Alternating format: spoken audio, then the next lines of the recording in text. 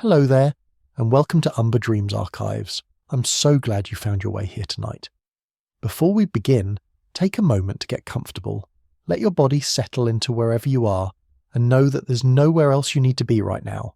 Where in the world are you watching from? A quiet room where the day has finally ended? Cozy corner where you can finally let go? Wherever you are, you're welcome here. Tonight we're going to explore one of Earth's most enduring mysteries.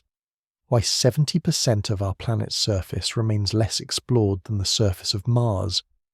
We'll discover the physics that makes the deep ocean nearly impossible to reach, understand the human history of trying anyway, and contemplate what it means that we've chosen to look outward to the stars while the depths beneath us remain unknown. It's a journey that spans centuries of human ambition, billions of dollars of funding decisions, and ultimately, a question about what we value when we choose what to explore. But don't worry, this isn't going to be a catalogue of deep-sea horrors or a breathless countdown of terrifying creatures. Instead, we'll move slowly and carefully through the science, the history, the economics, and the philosophy of the deep ocean. By the end, I think you'll find not anxiety about what lurks below, but something closer to peace with mystery itself. If you enjoy these calm explorations of the questions that linger at the edges of what we know, a like and subscribe really helps others find their way here. And to those already subscribed, thank you for being part of this community of curious minds seeking peaceful ways to end the day.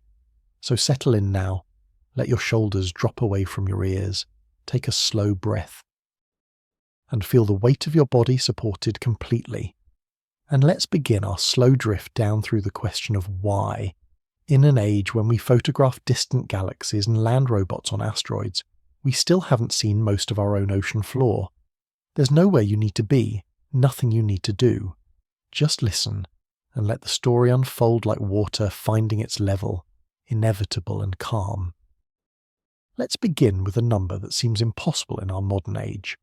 We've explored less than 5% of the ocean floor. Not 5% thoroughly, 5% at all. We've mapped it with sonar, yes, but mapping is not seeing. Mapping is sending sound waves down and measuring how long they take to return, creating a rough sketch of shapes in the darkness. What we're talking about when we talk about exploration is actually seeing, actually knowing what's there. And by that measure, 95% of the ocean floor has never been seen by human eyes. To put this in perspective, imagine you've only ever seen 5% of the house you live in. You know roughly where the walls are from feeling your way in the dark. You've created a basic floor plan by shouting and listening for echoes. But you've only actually turned on the lights and looked around in a few scattered rooms. That's our relationship with the ocean floor. We live on a planet whose surface is 71% water, and we genuinely don't know what most of it looks like down where the water meets the earth. The deepest point in the ocean is the Challenger Deep, part of the Mariana Trench in the Western Pacific. It lies nearly 11,000 meters below the surface. That's almost 7 miles straight down. To date, only 4 people have ever been there. 4 human beings, out of the 100 billion who have ever lived, have seen the deepest point on Earth. More people have walked on the moon. More people have summited Mount Everest in a single year than have visited the deepest ocean in all of human history. And the Challenger Deep is just one point. One specific location we've managed to reach a handful of times. The ocean covers 360 million square kilometers. Most of it is deep ocean, beyond the reach of sunlight, beyond the comfortable pressures where human technology easily functions. Imagine trying to explore an area larger than the surface of Mars, but doing it from inside a tiny sphere that could be crushed like an aluminum can if anything goes wrong, in complete darkness, with water pressure that could compress you into something unrecognizable. This is what we're up against when we talk about exploring the ocean. It's not that we lack curiosity, it's not that we don't care. It's that the ocean presents challenges that are in many ways more difficult than the challenges of space. And understanding why requires us to look carefully at what happens to light, to pressure, to temperature, and to human ambition when we try to go deeper than we're meant to go. Which brings us naturally to the first physical barrier that makes the deep ocean so impenetrable, the absolute complete disappearance of light. Sunlight enters the ocean at the surface, bright and full of all the colours we know from air. But water is not air. Water absorbs light, and it does so selectively, stripping away colours one by one as you descend. The warm colours go first. Reds and oranges vanish within the first few metres. By 10 metres down, you're in a world of blues and greens. By 30 metres, even those blues are dimming. And by 200 metres, something profound happens. The last of the sunlight gives up and dies. This zone where the last light fades is called the twilight zone, and it's as poetic as it sounds. It's not pitch black. Not yet. But it's dim enough that photosynthesis can't happen, dim enough that colours lose their meaning, dim enough that eyes evolve for sunlight start to become useless. Below 200 metres, you enter what oceanographers call the midnight zone, and the name is exactly right. It's midnight down there, at noon, at 3 in the afternoon, at dawn. It's always midnight, and it always has been, since before there were eyes to see or not see. This permanent darkness fundamentally changes how we explore. On land, on the surface of the ocean, even on Mars, we can take photographs. We can see. Seeing is how humans understand space and navigate through it. We're visual creatures who built our entire conception of exploration around looking at things. But in the deep ocean, there's nothing to see unless you bring your own light. And bringing light creates its own problems. When you shine a light in the deep ocean, you don't illuminate the world the way a streetlight illuminates a neighbourhood. You create a small sphere of visibility in an infinite darkness. Everything outside that sphere might as well not exist. You can't see shapes in the distance, can't see what's coming, can't orient yourself by landmarks because there are no landmarks, just the small pool of light you brought with you, moving through water so dark it seems to absorb not just light, but the very concept of sight. This means that every deep ocean exploration is like walking through a vast warehouse, completely dark, with only a flashlight. You see only what's immediately in front of you. You miss everything else, and given that the ocean floor would take thousands of years to explore fully if you could walk across it with that flashlight, never stopping, never sleeping, you begin to understand the magnitude of what remains unknown. But darkness is only the first problem, and perhaps not even the worst one. Because as we go deeper into this exploration of why the deep sea remains unexplored, we need to confront the crushing, relentless force that makes the ocean not just dark, but deadly. Let's talk about pressure in a way that makes it real, because pressure is the main reason the deep ocean might as well be another planet, for how difficult it is to reach. At the surface, standing in air, you experience one atmosphere of pressure, the weight of all the air above you pressing down on your body. You don't notice it because you've lived with it your entire life, because your body's designed for it, because it's normal. One atmosphere is what your ears and lungs and blood vessels expect. Now, water is denser than air, much denser. For every 10 metres you descend in water, you add another atmosphere of pressure. At 10 metres deep, you're experiencing 2 atmospheres, the air above the water plus the water above you. At 20 metres, 3 atmospheres. At 100 metres, 11 atmospheres. The pressure increases linearly, predictably, relentlessly. And this is where the numbers start to become difficult to comprehend in any meaningful way. The Challenger Deep, the deepest point we know, is nearly 11,000 metres down. That's more than 1,000 atmospheres of pressure. To put that in terms that might mean something, the pressure at the bottom of the Mariana Trench is approximately 8 tons per square inch. 8 tons on every square inch of every surface. If you could somehow be transported there without protection, the pressure would compress your body instantly. Not slowly, not over time, instantly. Your lungs would collapse, your bones would fracture. The air spaces in your body would be crushed to nothing. It would be over before your brain could process what was happening. This is not theoretical danger. This is physics. As certain as gravity. And it means that anything we send to the deep ocean has to be engineered to withstand pressures that can destroy almost anything we know how to build. Steel submarines that cruise comfortably at shallow depths would crumple like paper bags at even a fraction of this pressure. The sphere that took James Cameron to the Challenger Deep in 2012 had walls that were more than 2 inches thick, made of specialised materials, and even then it compressed measurably under the force of the water around it. And here's what makes this even more challenging.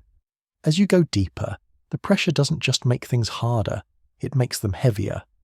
The deeper you want to go, the stronger your vessel needs to be, and the stronger it is, the heavier it becomes, and the heavier it becomes, the more energy it takes to get it there and back. It's a spiral of engineering challenges, each one compounding the others. You need stronger materials. Stronger materials are heavier. Heavier vessels need more power. More power means more equipment. More equipment means more weight. The mathematics of it start working against you, creating diminishing returns that eventually approach impossibility.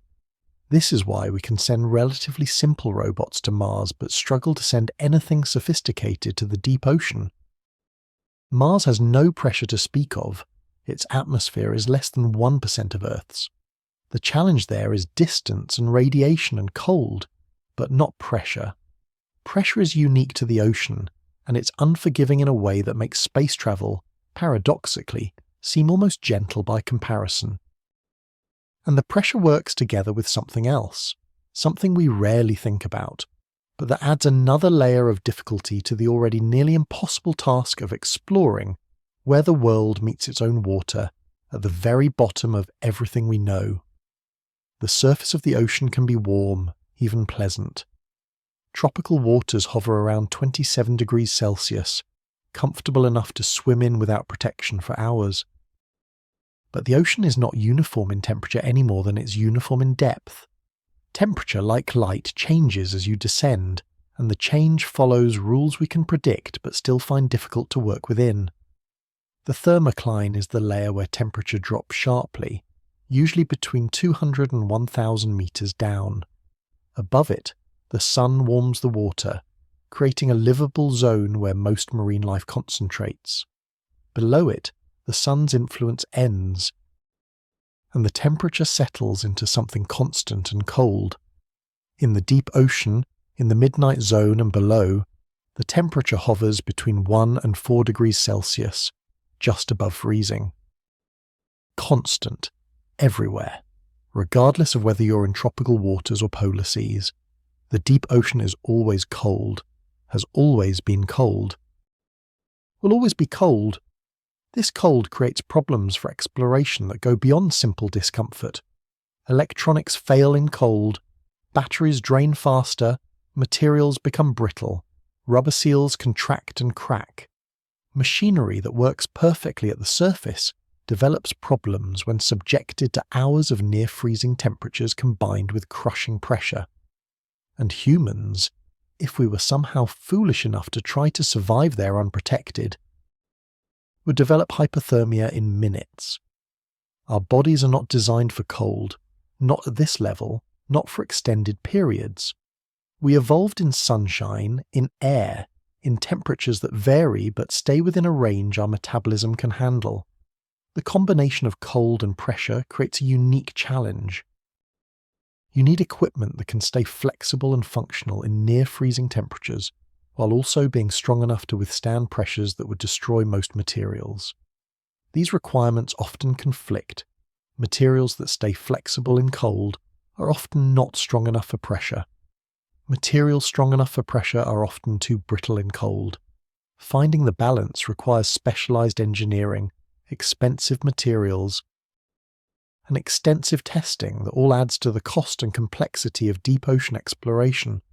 And then there's the simple fact that cold water is denser than warm water, which affects buoyancy, which affects how much energy it takes to move through it, which affects battery life, which affects how long your robot or submarine can stay down before it has to return. Every physical property of the deep ocean seems designed to make exploration as difficult as possible, as if the planet itself is saying, "This part is not for you. this part stays hidden. But humans have never been good at accepting boundaries, at leaving questions unanswered. We've always pushed against the limits of where we can go, what we can see, what we can know.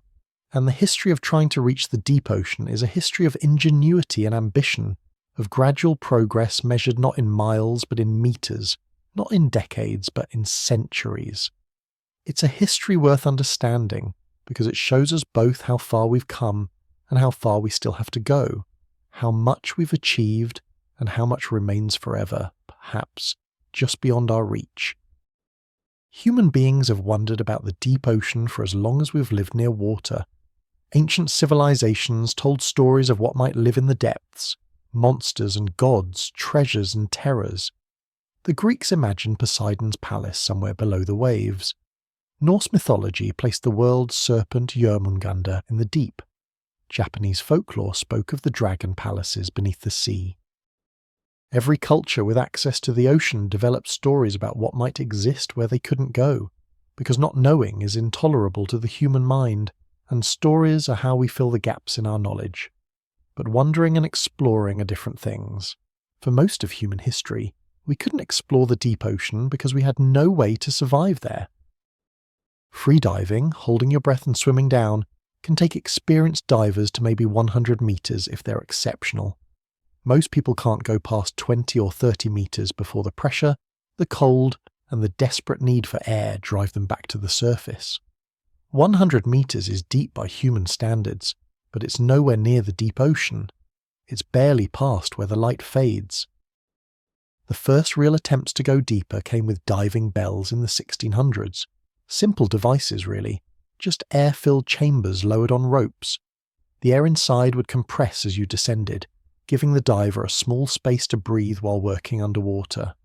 But diving bells were limited by the length of rope you could manage, by the strength of the materials, by the pressure that would eventually crush the bell or the person inside it. They worked for shallow salvage operations, for recovering cargo from sunken ships in coastal waters, but they were never going to reach the deep ocean.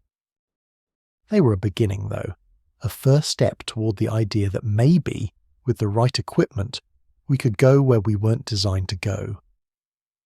The 1800s brought more sophisticated approaches. Engineers developed pressurized suits, primitive versions of what would eventually become deep-sea diving equipment. These allowed divers to go deeper, stay longer, work in conditions that would have killed them otherwise. But even the best diving suits of the 19th century couldn't take anyone past a few hundred meters.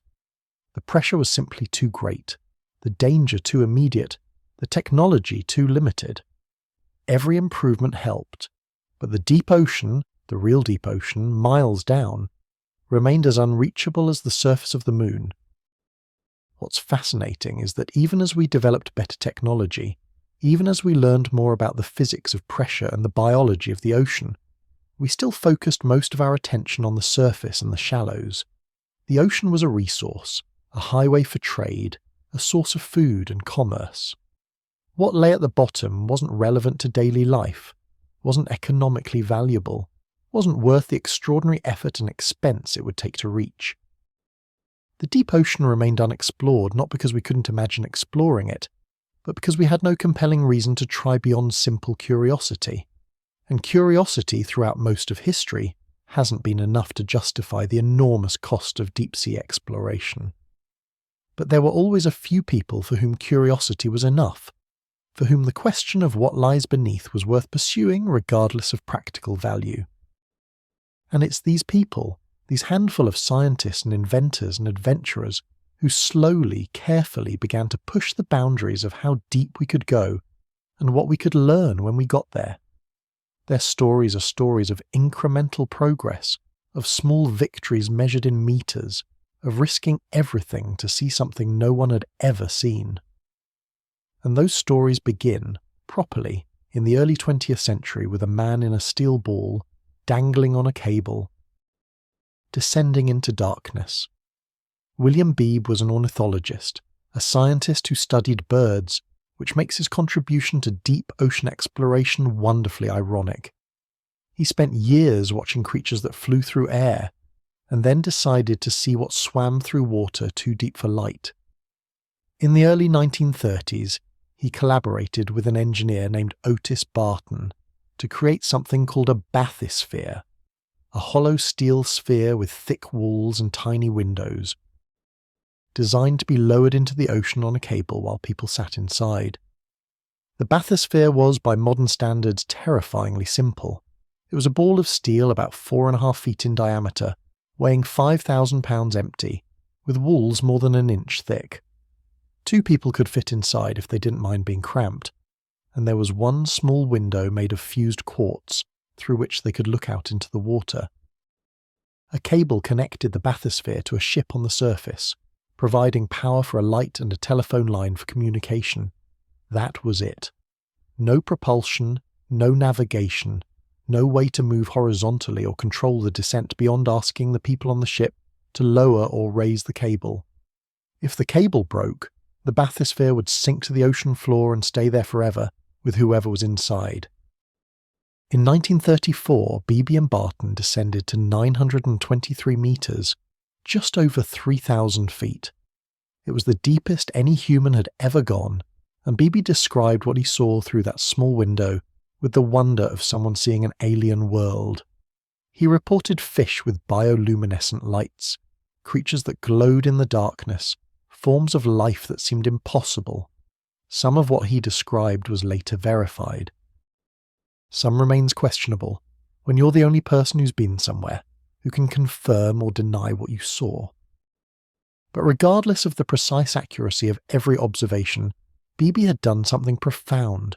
He had gone deeper than sunlight reaches and come back to tell about it. The bathysphere dives continued through the 1930s, each one pushing a little deeper, learning a little more about how to survive the pressure and the cold and the darkness. But the bathysphere had fundamental limitations. Being tethered to a surface ship meant you could only go where the cable could reach. And cables have their own problems with weight and strength and the possibility of tangling or breaking. You couldn't move horizontally, couldn't explore an area. You could only go straight down and straight up, seeing whatever happened to be directly below the ship. It was a start, but it wasn't enough. True exploration would require something better, something that could move independently, something that could go deeper and stay longer and see more. That something wouldn't come for another 2 decades, but when it did, it would take humans to the deepest point on Earth and prove that the ocean floor, all of it, was theoretically reachable if you had the right machine and the willingness to risk everything on the journey. And the story of that machine and the 2 men who rowed it to the bottom of the world is worth understanding because it represents both the peak of deep ocean exploration and, in many ways, the end of human ambition to go there ourselves. In 1960, 2 men descended 7 miles to the floor of the Mariana Trench in a vessel called the Trieste. Their names were Jacques Picard and Don Walsh, and what they accomplished remains, more than 60 years later, one of the most remarkable achievements in the history of human exploration. The Trieste wasn't a bathysphere, it was a bathyscarf, a self-propelled submarine specifically designed for deep ocean descent. Unlike Beebe's steel ball on a cable, the Trieste could dive and surface on its own, controlled by the people inside, independent of any ship above. The design was brilliant in its simplicity. The main body was a thin-walled tank filled with gasoline, which is less dense than water and doesn't compress under pressure the way air does. This provided buoyancy. Below the tank hung a small steel sphere, similar to Beebe's bathysphere, where Picard and Walsh would sit during the descent. To descend, they released gasoline. To ascend, they dropped iron ballast weights. It was elegant, mechanical, reliant on physics rather than complex electronics that might fail under pressure. The descent took nearly 5 hours. 5 hours of sitting in a steel sphere barely large enough for 2 people.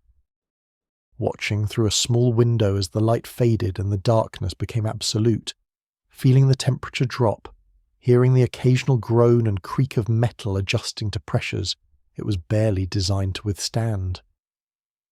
At one point during the descent, they heard a loud crack. Something in the external structure had broken or shifted under the pressure. They had to decide, continue or abort. They continued. At the bottom of the Mariana Trench, at a depth of 10,916 meters, they settled onto the seafloor and looked out their window. They saw something moving. A flatfish, a shrimp-like creature, evidence of life even here, even in the deepest, coldest, darkest, most pressurized environment on Earth. The discovery was significant. It proved that life could exist anywhere in the ocean, that there was no depth too extreme for adaptation. But the visit was brief. They stayed only 20 minutes before beginning the long ascent back to the surface. 20 minutes at the bottom of the world, after 5 hours descending and 3 hours ascending. 8 hours total for 20 minutes of observation.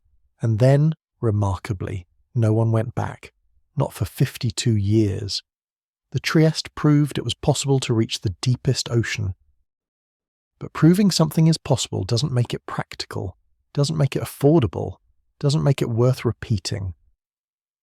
The Trieste dive was a triumph of human achievement, but it was also a demonstration of how difficult, how expensive, how time-consuming deep ocean exploration really is. You spend 8 hours travelling for 20 minutes of observation time. You risk lives. You spend enormous amounts of money on a single dive. And what do you get? Data? Yes. Knowledge? Yes. But nothing that seemed to justify the cost when there were other places to explore, other questions to answer, other frontiers that seemed more pressing, more valuable, more worthy of human attention and resources. Which brings us to one of the central questions of why the deep ocean remains largely unexplored. It's not that we can't go there anymore. We've proven we can. It's that we've chosen not to. And understanding that choice requires looking at the economics of exploration, at the decisions societies make about where to direct their limited resources, at the uncomfortable truth that knowing something is possible doesn't mean we'll actually do it. The technology exists, has existed for decades, to explore the deep ocean. But technology without funding is just potential, just possibility. Just a dream of what could be rather than what is. Let's talk practically about what it takes to build something that can reach the deep ocean and survive. The pressures we discussed earlier aren't theoretical, they're absolute requirements that every piece of equipment must meet. And meeting them requires materials, engineering and testing that push the boundaries of what's possible and affordable. The sphere that holds human passengers has to be perfect. Not good, not well made, perfect.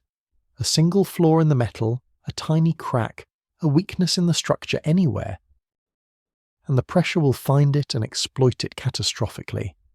The sphere typically has to be made from titanium or specialized steel alloys that can withstand enormous compressive forces without deforming. The walls have to be several inches thick.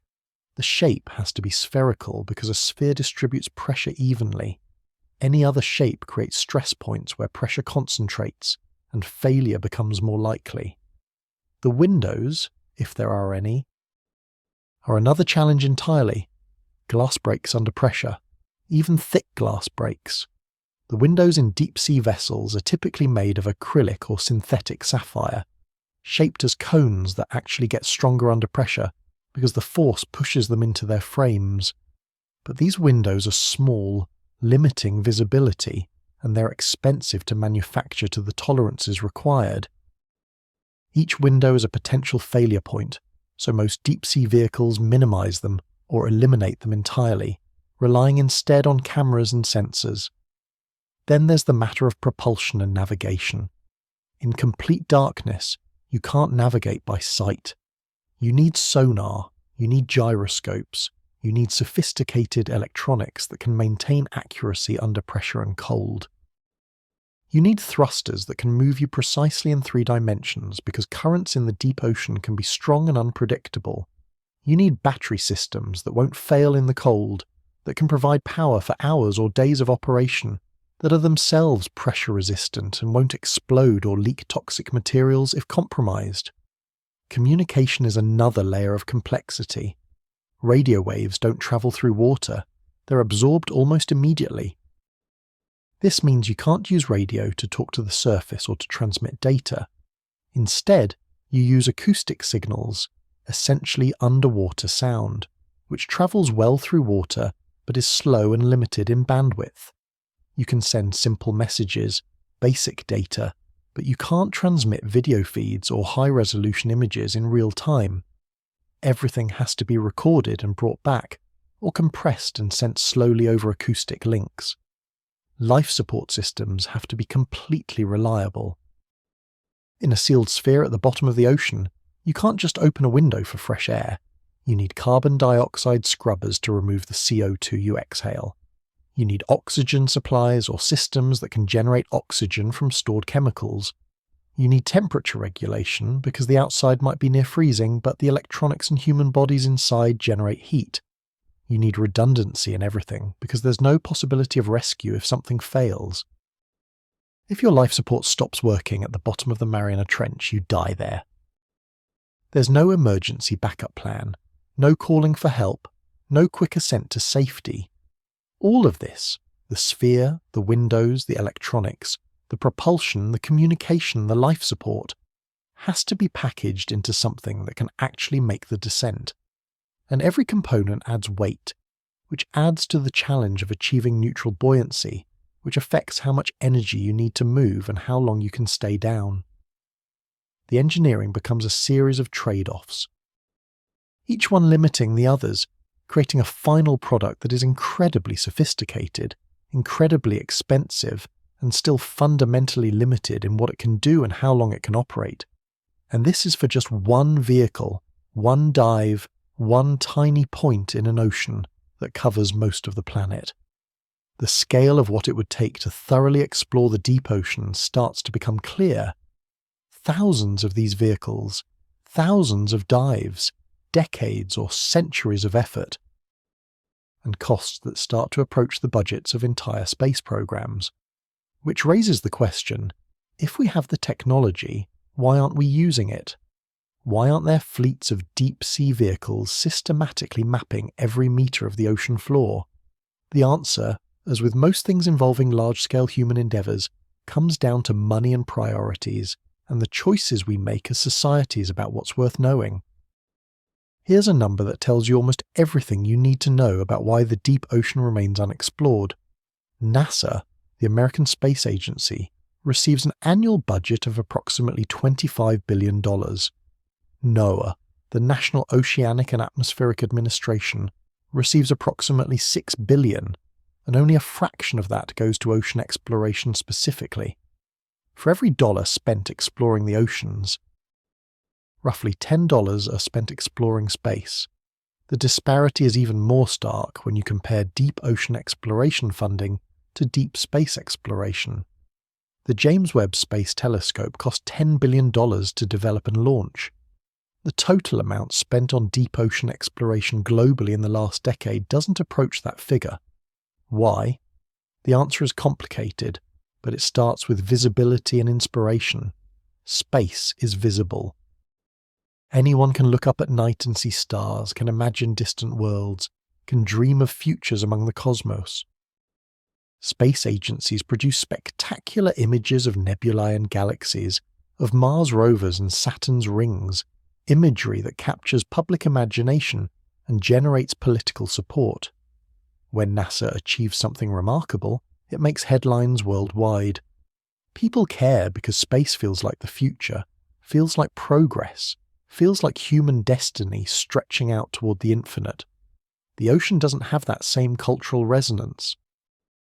The deep ocean is invisible to most people, is dark and cold and fundamentally alien in ways that don't inspire the same sense of wonder. You can't take a beautiful photograph of the seafloor in the Mariana Trench, because there's nothing there to photograph except mud and rock and the occasional strange creature. The discoveries are significant scientifically, but they don't create the same awe as an image of a distant galaxy, or the surface of Mars bathed in red sunlight. The ocean is right here, all around us, covering most of the planet we already live on.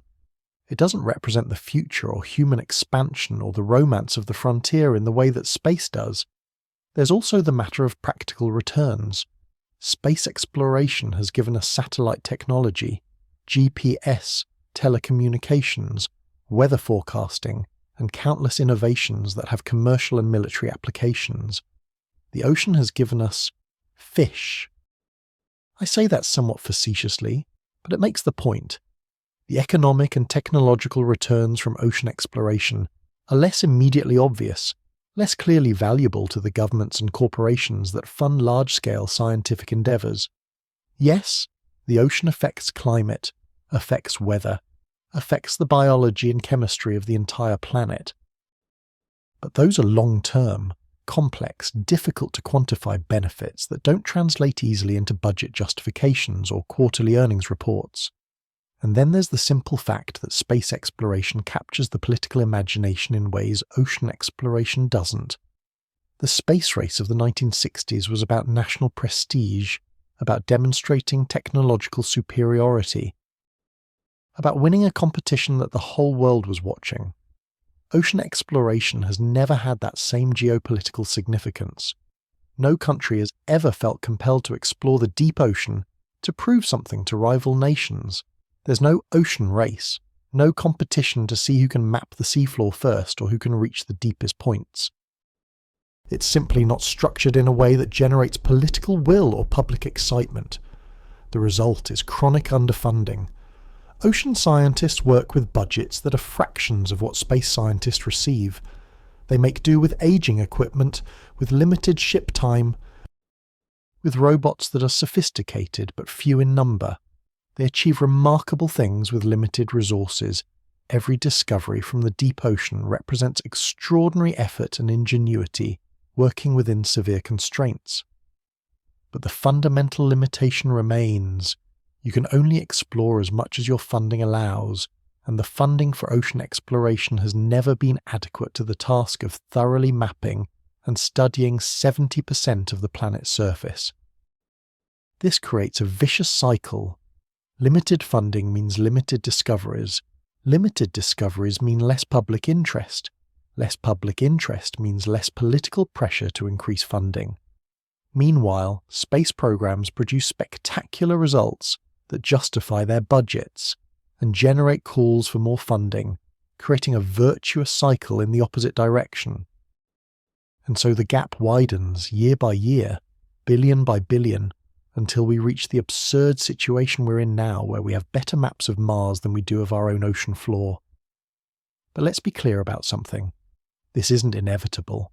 This isn't physics or engineering making the deep ocean impossible to explore. This is choice. We could explore the ocean if we decided to. We could build the vehicles, fund the missions, systematically map every metre of the seafloor if we made it a priority. The question isn't whether we can, it's whether we will. And that question depends less on technology than on what we decide matters, what we decide is worth knowing, what we decide deserves the collective resources of human civilization. And so far, at least, the answer has been not the ocean, not yet, maybe never. Since sending humans to the deep ocean is difficult and expensive and dangerous, we've increasingly relied on robots to go instead. These come in various forms: remotely operated vehicles or ROVs that are controlled from the surface via cable, autonomous underwater vehicles or AUVs that operate independently based on pre-programmed instructions, and hybrid systems that combine features of both. Each has advantages and limitations, and together they represent our current best approach to exploring the parts of the ocean we can't reach ourselves.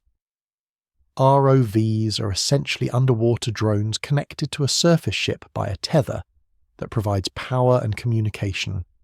The tether is both their greatest strength and their greatest limitation. It means they don't need to carry batteries heavy enough for extended operation. Power flows continuously from the ship above. It means you can control them in real time, responding to what they see, directing them toward interesting features or specimens. But it also means they can only go where the tether can reach, and tethers create drag in the water, get caught on underwater features, and limit the vehicle's range and maneuverability. The deepest ROVs can reach the ocean floor anywhere on Earth, but they're expensive to operate, require specialized ships and crews, and can only explore small areas during each deployment. UVs solve the tether problem by eliminating it entirely. They carry their own power, navigate autonomously, and can be programmed to survey large areas methodically, following predetermined routes and collecting data without human intervention. This makes them excellent for mapping missions. For systematic surveys that need to cover lots of ocean floor without the cost of constant human supervision. But autonomy comes with its own limitations. If the AUV encounters something interesting, it can't decide to investigate further unless that capability was programmed into it beforehand. If something goes wrong, if it gets stuck, if a sensor fails, if it encounters conditions it wasn't designed for, it either deals with the problem autonomously or fails entirely. There's no human oversight, no real-time decision-making, no ability to adapt beyond what its programming allows. The robots we send to the deep ocean are remarkable pieces of technology. They carry cameras that can function in complete darkness, using lights or specialized sensors that don't require visible light. They have manipulator arms that can collect samples, tools that can measure temperature and salinity and chemical composition, sonar systems that can map the seafloor in detail. They can stay down for hours or days, covering distances and exploring areas that would be impossible for human-piloted vehicles, and they've made discoveries that have fundamentally changed our understanding of the deep ocean. But they're still limited by the same physics that limits everything else. They still need power, which means batteries, which means weight and limited operational time. They still need to communicate, which means acoustic signals that are slow and low bandwidth. They still need to navigate in complete darkness using sonar and dead reckoning, and occasionally getting lost, and perhaps most importantly, they lack the adaptability and judgment that humans bring to exploration. A robot sees what its sensors detect. It investigates what it's programmed to investigate. It makes decisions based on algorithms, not intuition or curiosity, or the ability to recognize something significant that doesn't fit expected patterns. There's also the simple fact that robots are expensive, and we don't have enough of them. There are perhaps a few dozen truly deep-capable ROVs and AUVs in the world, operated by various governments, universities, and private companies. Between them, they complete maybe a few hundred deep dives per year, each one planned, budgeted, crewed, and executed with tremendous effort.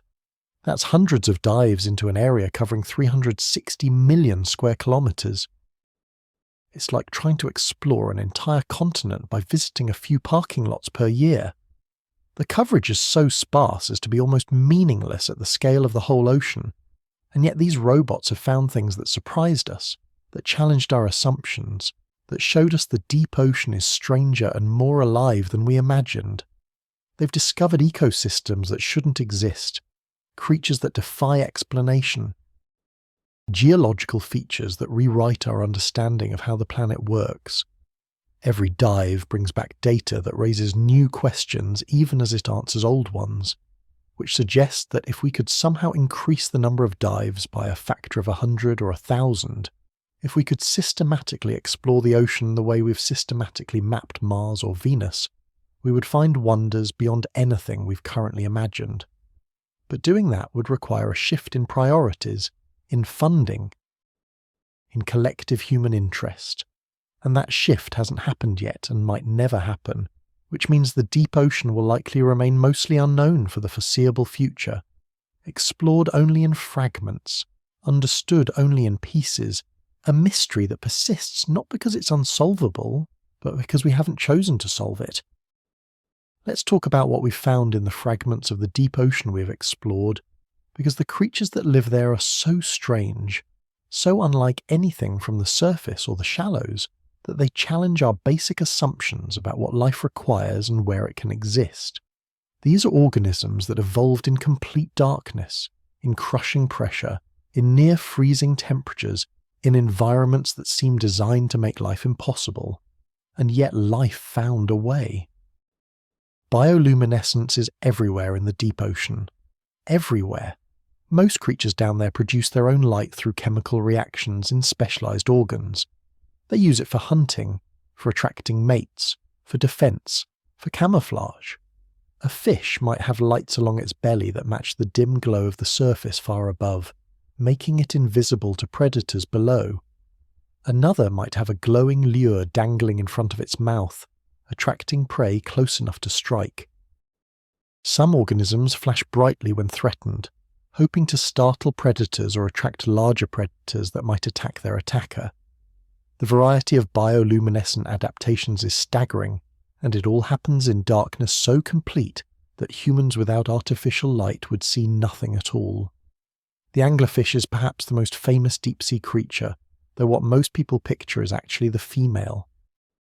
She's the one with the distinctive lure, a modified spine extending from her head, tipped with a light-producing organ containing bioluminescent bacteria. She hangs motionless in the water column, waving the lure gently, waiting for smaller fish to investigate what appears to be food. When they get close enough, she strikes with jaws that can unhinge to swallow prey larger than her own body. The male anglerfish is a different story entirely, smaller and without the dramatic features, parasitic. Attaching permanently to the female and fusing into her body, providing sperm in exchange for nutrients for the rest of his life.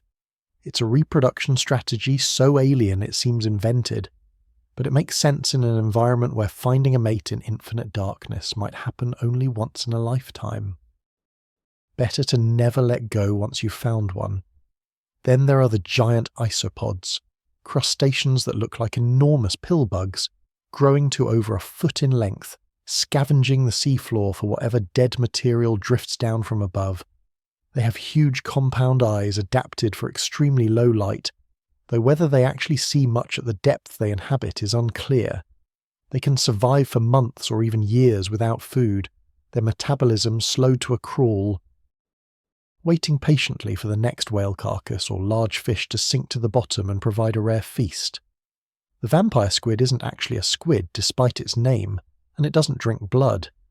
It's a cephalopod that lives at depths where oxygen is very low, and it's adapted to survive in conditions that would suffocate most other organisms.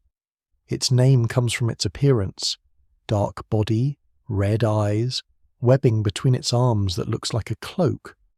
When threatened, it turns itself inside out, exposing rows of fleshy spines and bioluminescent photophores that flash and pulse, creating a light show designed to confuse predators.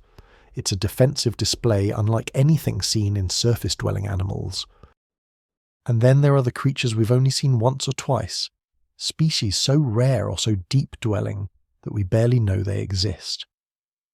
The blobfish, famous for its gelatinous appearance when brought to the surface, actually looks relatively normal at depth, where pressure supports its body structure. The frilled shark, a primitive species that looks like something from the age of dinosaurs because it essentially is. It's barely changed in millions of years. A living fossil adapted to deep ocean life long before humans existed. The giant tube worms that cluster around hydrothermal vents, growing to extraordinary lengths despite having no mouth, no digestive system, surviving entirely on symbiotic bacteria that live in their tissues and convert chemical energy from the vent fluids into food. Every deep-sea expedition brings back photographs and videos of creatures that look like they belong in science fiction. Organisms with adaptations so specific and so strange that they force us to expand our understanding of what biology can accomplish, what evolution can create when given enough time and enough pressure. Literal pressure from the water, and evolutionary pressure from an environment that tolerates no mistakes. These creatures aren't rare exceptions. They're the norm down there. The deep ocean is full of life, abundant with life, diverse with life in ways we're only beginning to understand, which raises profound questions about what else is down there that we haven't found yet. What other forms of life have evolved in the 95% of the ocean floor we've never seen? What discoveries await if we could somehow find the will and the resources to go looking? In 1977, scientists exploring the Galapagos Rift in a submersible called Alvin found something that wasn't supposed to exist. Communities of life clustered around hot water vents on the seafloor, miles deep, in complete darkness, sustained by chemistry rather than photosynthesis.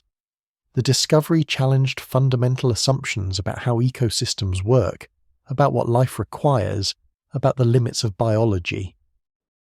It was, in its way, as significant as discovering life on another planet would be, because it proved that life doesn't need the sun, doesn't need the food chains we thought were universal, can thrive in conditions we assumed were sterile. Hydrothermal vents form at tectonic plate boundaries where seawater seeps into cracks in the ocean floor, gets heated by magma below, and erupts back out carrying dissolved minerals and gases. The water can reach temperatures of 400 degrees Celsius, far hotter than boiling, but it doesn't boil because the pressure at those depths is so immense. Instead, it shoots out as black or white smoke depending on the minerals it carries, creating chimneys of precipitated minerals that can grow dozens of feet tall. And around these vents, despite the heat and the toxic chemistry and the crushing pressure, life flourishes.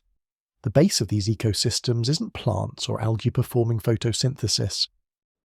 It's bacteria performing chemosynthesis, extracting energy from chemicals in the vent fluids, hydrogen sulfide, methane, other compounds that would be toxic to most life forms. These bacteria form the foundation of the food web, and everything else builds up from there. Giant tube worms, as mentioned before, hosting these bacteria in their tissues, mussels and clams filled with symbiotic bacteria, crabs and shrimp grazing on bacterial mats or scavenging dead organisms, fish that have adapted to the heat and the unusual chemistry, all of it sustained not by energy from the sun, but by geothermal energy from the Earth's interior, converted into biological energy through chemistry. The discovery was profound because it demonstrated that life can exist independently of photosynthesis, which means it can potentially exist anywhere in the universe where liquid water and chemical energy sources exist. If life can thrive at hydrothermal vents on Earth, might it thrive at similar vents on Enceladus, Saturn's moon with a subsurface ocean? On Europa, Jupiter's moon also believed to have an ocean beneath its ice shell. The implications reach far beyond ocean science into astrobiology, into the search for life elsewhere, into fundamental questions about what life requires. But here's what's remarkable. We almost didn't find these vent ecosystems. The first ones were discovered by accident during a geological survey mission. Scientists weren't looking for life. They were studying the seafloor structure. They found the vents and, somewhat as an afterthought, investigated what was around them. How many other vent systems exist that we haven't found? How many other chemosynthetic ecosystems might be operating in the deep ocean, sustaining themselves in ways we haven't imagined yet?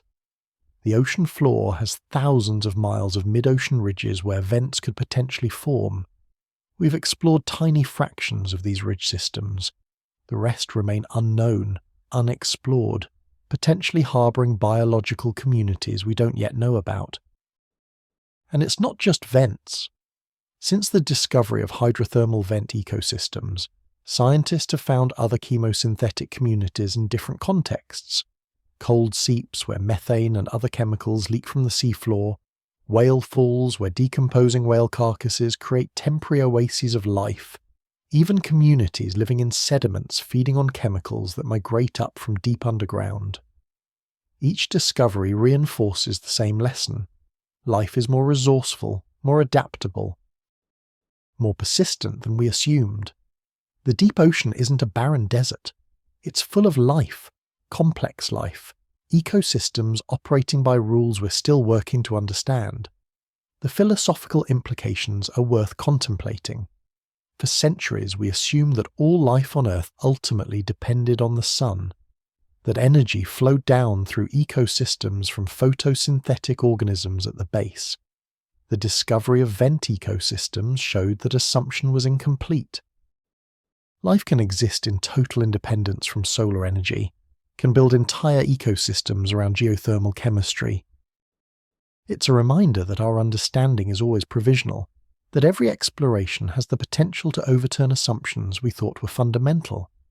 and it suggests that the deep ocean, barely explored, likely holds more surprises, more challenges to our understanding, more demonstrations that life is stranger and more diverse than our current knowledge encompasses. All we have to do to find these surprises is keep looking.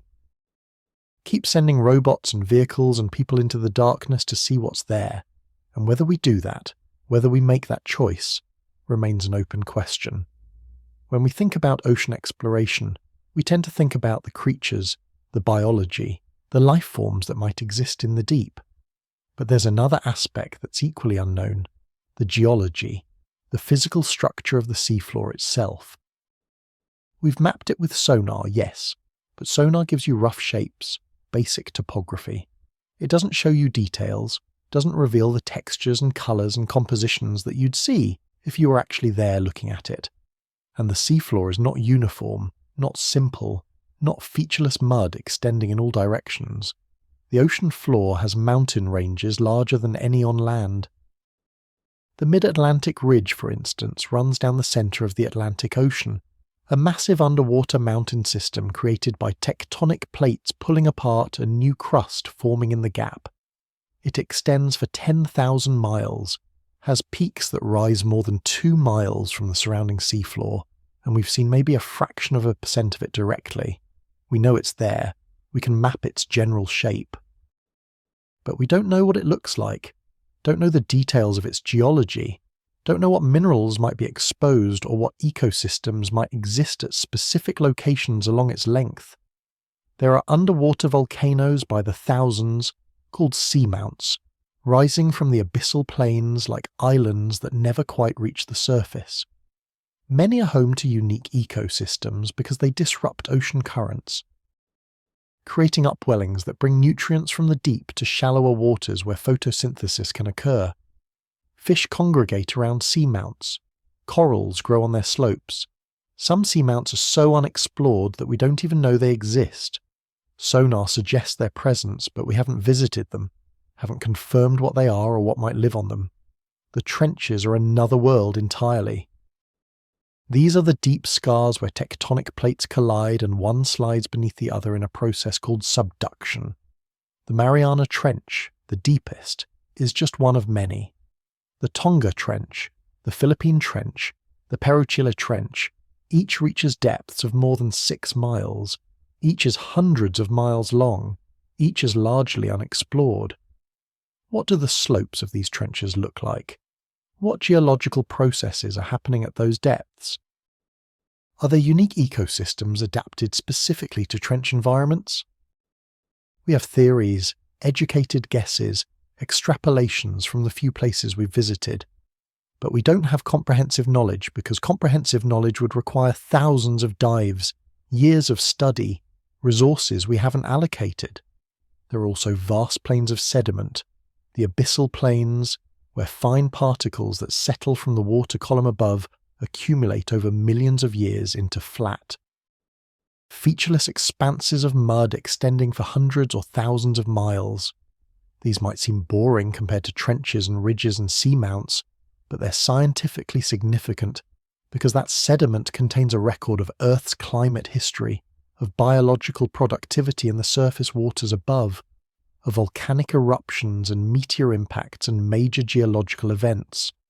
Core samples from abyssal plains have revealed ice ages and warming periods, extinction events and evolutionary radiations, information that helps us understand climate patterns and predict future changes.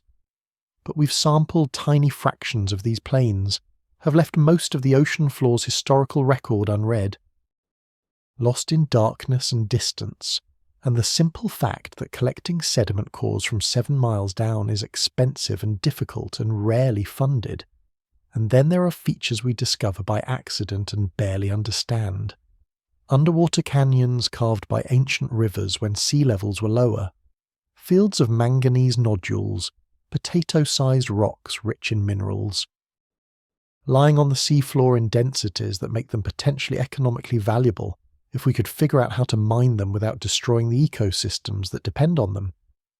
Brine pools, lakes of extremely salty water sitting on the ocean floor, denser than the seawater around them, creating distinct boundaries between fresh and salt water underwater, complete with shorelines and waves. Each of these features raises questions. How did they form? How long have they been there? What role do they play in ocean chemistry or biology? And each question largely goes unanswered because we haven't looked, haven't sent the missions, haven't made the seafloor a priority. The ocean floor is an entire landscape, varied and complex and full of features that would be tourist destinations if they were on land. But they're not on land. They're miles underwater, in darkness, under pressure, difficult to reach and expensive to study. And so they remain mostly unknown, mapped only in outline, understood only in theory, waiting for future generations to decide whether they're worth the effort of truly exploring. Let's be realistic about something. Even if funding increased dramatically, even if ocean exploration became a global priority on par with space exploration, we would still never see most of the ocean floor with human eyes. The scale is simply too vast, the challenges too fundamental. The best we can hope for is increased systematic mapping, more robot missions, better understanding through increased sampling. But comprehensive exploration, visiting every interesting feature, cataloguing every ecosystem, understanding every geological process, is probably beyond what human civilization will ever accomplish. And it's worth understanding why that's true, not as a discouraging fact, but as a realistic assessment of limits. The ocean floor covers approximately 360 million square kilometres. If we wanted to visually survey all of it with robots taking high-resolution video, and if each robot could survey 1 square kilometre per hour, it would take 41,000 years of continuous operation to cover the entire seafloor once. That's assuming perfect efficiency, no equipment failures, no time spent travelling between sites or returning to the surface for maintenance. In practice, it would take much longer, and that's just to see it once, not to study it in detail, not to collect samples or conduct experiments or return to interesting sites for follow-up observations. We don't have 41,000 years. We have decades, maybe centuries if we're optimistic about the longevity of human civilization and its continued interest in ocean science. Which means we have to prioritize, have to focus on the most interesting or scientifically valuable areas, have to accept that most of the ocean floor will remain unexplored for the foreseeable future and possibly forever. This isn't defeatism, it's pragmatism. It's the same reality that space scientists face. We'll never visit every star in the galaxy, never catalogue every planet, never understand every astronomical phenomenon. We do what we can with limited resources and limited time, and we make peace with the fact that complete knowledge is unattainable. The universe is too large, too complex, too full of things worth knowing for any civilization to know everything. But there's a difference between accepting limits and giving up. We can't explore everything, but we can explore more than we currently do. We can identify the highest priority targets, the hydrothermal vents, the trenches, the seamounts, the regions where unique ecosystems are likely, and focus our limited resources there. We can improve our mapping with better sonar, can develop cheaper robots that make exploration more affordable, can train more scientists and engineers who care about the ocean and want to study it. We can do better than we're doing now, even if we can never do everything. There's also the question of what happens as technology improves. Right now, deep-sea vehicles are expensive and complex, but technology tends to get cheaper and more accessible over time. The computers that once filled entire rooms now fit in our pockets. Genetic sequencing that once took years now takes hours. Maybe deep-sea exploration will follow the same trajectory. Maybe in 50 or 100 years, underwater robots will be cheap enough to deploy by the thousands, simple enough to operate that universities and even individuals can send them down, numerous enough that comprehensive ocean mapping becomes economically feasible. It's possible, not certain, but possible. Or maybe something else changes. Maybe we develop new materials that can withstand pressure more easily, making vehicles lighter and cheaper to build. Maybe we develop better energy sources that extend operational times. Maybe artificial intelligence improves to the point that autonomous robots can make complex decisions without human oversight, can recognize interesting features and investigate them without being programmed to do so, can essentially explore on their own with minimal human intervention. Any of these developments could change the economics of ocean exploration, could make what's currently impractical become routine. But all of that is speculation about possible futures. What we know for certain is that right now, with current technology and current funding, we're exploring the ocean in fragments, in scattered dives and surveys that give us glimpses but not comprehensive understanding, and that's likely to continue for the next several decades at minimum, unless something significant changes in how we prioritize ocean science or how we fund scientific exploration generally. The ocean will keep its secrets, not because it's actively hiding them, but because we haven't made the effort to uncover them. And there's something almost peaceful about that, something humbling about living on a planet where most of its surface remains unknown, not because we can't know it, but because we haven't chosen to. It's a reminder that knowledge isn't automatic, isn't inevitable. Every piece of understanding we have about the deep ocean represents someone's work, someone's funding, someone's decision that this particular question was worth answering. And every question we haven't answered yet represents a choice not made, a mission not funded, a dive that never happened because other priorities took precedence. Before we move deeper into the more philosophical aspects of why the ocean remains unexplored, it's worth understanding that the deep ocean isn't just scientifically interesting, it's crucial to understanding climate change, ocean chemistry, and the future of Earth's environment. The ocean plays a massive role in regulating global climate, and most of that regulation happens in the deep ocean where cold water circulates slowly through basins and trenches and abyssal plains, carrying heat and dissolved gases and nutrients around the planet. The ocean absorbs about 30% of the carbon dioxide that humans release into the atmosphere. This happens primarily at the surface where CO2 dissolves into seawater, but the ocean doesn't just hold it there. It transports it to depth through a process called thermohaline circulation, essentially a global conveyor belt of water driven by temperature and salinity differences. Cold, dense water sinks at the poles, carrying dissolved CO2 with it, and flows slowly along the ocean floor toward the equator where it eventually rises again, completing a cycle that takes hundreds or thousands of years. The deep ocean acts as a massive carbon sink, storing CO2 that would otherwise remain in the atmosphere, contributing to warming. But we don't fully understand this process. We don't know exactly how much CO2 the ocean can continue absorbing. We don't know if warming temperatures will change the circulation patterns that drive carbon sequestration. We don't know what happens to that stored carbon over long time scales, or whether there are feedbacks that could release it back into the atmosphere. Understanding ocean carbon cycling requires studying the deep ocean, measuring chemical concentrations at depth, tracking water movements, monitoring how ecosystems respond to changes in ocean chemistry. And we're not doing that comprehensively because, again, it requires funding and equipment and long-term commitment that ocean science generally doesn't receive. The deep ocean also plays a crucial role in heat distribution. The surface ocean can warm quickly when air temperatures rise, but that heat doesn't just stay at the surface, it mixes downward, and the vast volume of the deep ocean absorbs enormous amounts of thermal energy. This moderates climate change, slows the rate of atmospheric warming, gives us more time to respond to rising CO2 levels. But it also means the ocean is warming, and warming ocean water expands, contributing to sea level rise.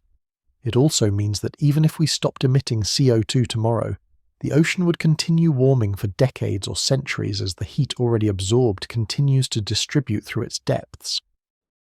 We need to understand these processes better, need to know where heat is going, how fast it's being absorbed, what the long-term consequences are, and that requires deep ocean observations, temperature measurements, current monitoring, studies of how water masses are changing over time.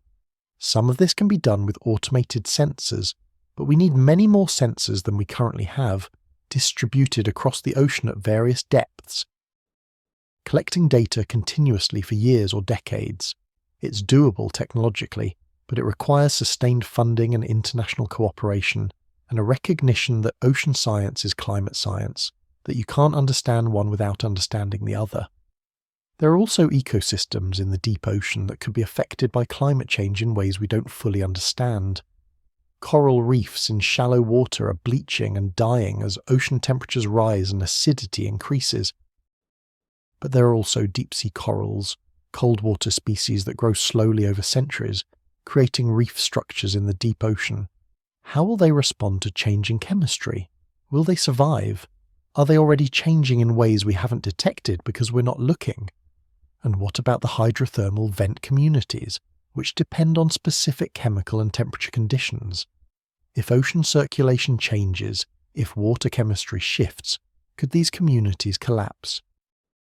We don't know because we haven't studied them thoroughly enough to establish baselines, to understand what normal variation looks like versus what represents genuine ecosystem stress. The practical implications are significant. The deep ocean affects weather patterns, fish populations, coastal communities, agricultural productivity through its influence on rainfall and temperature. Getting ocean science wrong, failing to understand deep ocean processes, could lead to mistaken predictions about future climate, about where droughts or floods might occur, about how quickly sea levels will rise. These aren't abstract scientific questions. They have real-world consequences for billions of people. And yet ocean science remains underfunded, deep ocean exploration remains a low priority, and our understanding remains fragmentary. It's a mismatch between the importance of the knowledge and the resources allocated to acquiring it, a collective failure to recognize that what happens miles below the surface profoundly affects what happens in our atmosphere, our cities, our farms, our lives. The deep ocean matters, not just as a frontier to explore, but as a system we need to understand if we want to successfully navigate the environmental changes already underway and those still to come. And until we recognize that, until we fund ocean science appropriately and make deep ocean exploration a priority, we'll continue operating with incomplete understanding of a planet we depend on utterly and understand only partially. There's something about the ocean that triggers primal fears in humans, fears that go beyond rational assessment of danger, beyond simple caution about drowning or being lost. The deep ocean specifically carries psychological weight that affects how we think about it, how we prioritize exploring it, how comfortable we are with its existence. Understanding this psychology helps explain why the ocean remains relatively unexplored. It's not just economics and technology, it's also something deeper, something about how the darkness and depth and unknownness affect human minds. Thalassophobia is the fear of deep bodies of water, particularly the ocean. People with severe thalassophobia report feeling overwhelming anxiety when thinking about the ocean's depth, about what might be below them when they swim, about the distance between the surface and the sea floor. It's related to other phobias: fear of the dark, fear of the unknown, fear of creatures or forces beyond our control. And while severe thalassophobia is relatively uncommon, milder versions are widespread. Most people, if asked to imagine being alone in the middle of the ocean with thousands of meters of water beneath them, experience at least some discomfort, some instinctive unease. This makes sense evolutionarily. Humans evolved on land. We're not aquatic animals. The ocean is not our natural environment, and historically, being in deep water far from shore was extremely dangerous. Those who felt appropriate fear and caution survived. Those who didn't fear the ocean enough were more likely to drown or be lost at sea. The fear, in other words, protected us. It still does. It's not irrational to be cautious about an environment where you can't breathe, can't see, can't easily navigate, where pressure and cold and predators all pose real threats. But useful caution can shade into avoidance. If something frightens us, we tend to not think about it more than necessary, tend to direct our attention elsewhere, tend to prioritize other concerns. The ocean, especially the deep ocean, might fall into this category for many people. It's easier to ignore, easier to leave unexplored, easier to not fund research about, because thinking about it creates discomfort. Space doesn't trigger the same fears. Space is vast and dangerous too, but it's distant. It's above us. It doesn't surround us in the same visceral way water does. There's no gravity in space to pull you down into depths you can't imagine. There's no darkness in space quite like the absolute blackness of deep water. There's also something about not being able to see what's beneath you that uniquely disturbs people. In air, on land, you can look around, can see threats approaching, can orient yourself spatially. In water, especially deep water, you can't see below you. There could be anything down there. Vast creatures, empty space, unknown shapes rising from the depths. Your brain fills in the gaps with imagination. And imagination in the absence of information tends toward anxiety-producing scenarios. This is why photographs from the deep ocean often show just blackness beyond the small circle of light from the camera. That blackness is factually accurate but psychologically disturbing. It triggers the same discomfort as looking over a cliff edge into fog. Not knowing how far the drop extends. This psychological discomfort affects funding and prioritization. Decision makers are human too. If thinking about the deep ocean creates unease, it's easier to allocate funds to space exploration, medical research, technology development, or any of dozens of other areas that don't carry the same psychological weight. This isn't a conspiracy or a deliberate choice to avoid the ocean, it's just human nature. We're drawn to what interests us and comfortable with what feels safe, or at least comprehensible. The ocean, in its vastness and darkness and unknownness, often feels neither. But here's the interesting part. For some people, that same quality that makes the ocean frightening makes it fascinating. The mystery draws them in rather than pushing them away. They want to know what's there precisely because it's unknown, want to see what no one has seen precisely because it's difficult to reach. These are the people who become ocean scientists, who pilot submersibles into the dark, who spend careers studying ecosystems and geology and chemistry in one of Earth's most hostile environments. They feel the same discomfort everyone else does. They're human, but they're driven by curiosity that overcomes fear, by a need to understand that's stronger than the instinct to avoid. The question, then, is whether human civilization as a whole can overcome its collective unease about the ocean enough to make exploration a priority. Can we fund what frightens us? Can we choose to know rather than to remain comfortably ignorant? It's happened before in other contexts. We've explored deserts and jungles and polar regions despite the dangers and discomforts they present. Maybe the ocean will eventually receive the same attention, the same resources, the same cultural commitment to understanding, or maybe its unique psychological weight will keep it perpetually low on our list of priorities, explored only by the dedicated few, while the rest of us live more comfortable with mystery than with the effort required to resolve it. Let's talk practically about money, because money, more than anything else, determines what gets explored and what remains unknown.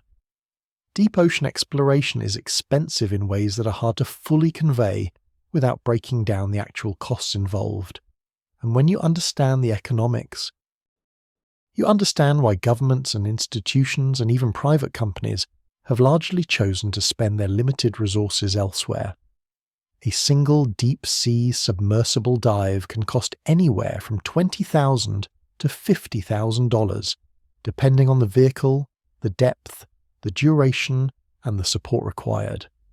This includes the cost of the submersible itself, which might be tens of millions of dollars to build and maintain. It includes the support ship, which costs thousands of dollars per day to operate. It includes the crew, pilots, engineers, scientists, support personnel, all of whom require salaries and training. It includes fuel, it includes equipment maintenance, it includes the pre-dive preparations and post-dive analysis that make the actual time underwater scientifically valuable rather than just tourism. and that's for a single dive, lasting perhaps a few hours, exploring a tiny fraction of sea floor, collecting limited samples and data. To thoroughly explore even a small area, say 100 square kilometres around a hydrothermal vent field, might require dozens of dives over multiple expeditions spanning years. The costs compound quickly. A comprehensive research program studying a single vent field could easily cost millions of dollars over its lifetime. And there are thousands of vent fields, thousands of other interesting sites, millions of square kilometres of ocean floor that deserve similar attention. The math becomes impossible fairly quickly. If you wanted to conduct even one dive per 100 square kilometres of ocean floor, just one, just a quick look, you'd need more than 3.5 million dives. At a conservative $25,000 per dive, that's more than $88 billion. And that's for minimal coverage, one brief visit per area, not comprehensive study. For true exploration, you'd need multiple dives per site, follow-up missions, systematic surveys. The total cost would be in the trillions of dollars.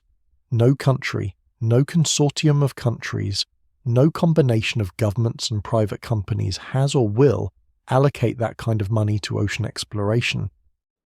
It's not that we couldn't afford it in some abstract sense. Global military spending exceeds $2 trillion per year, for instance. But resources are finite, and every dollar spent on one thing is a dollar not spent on something else.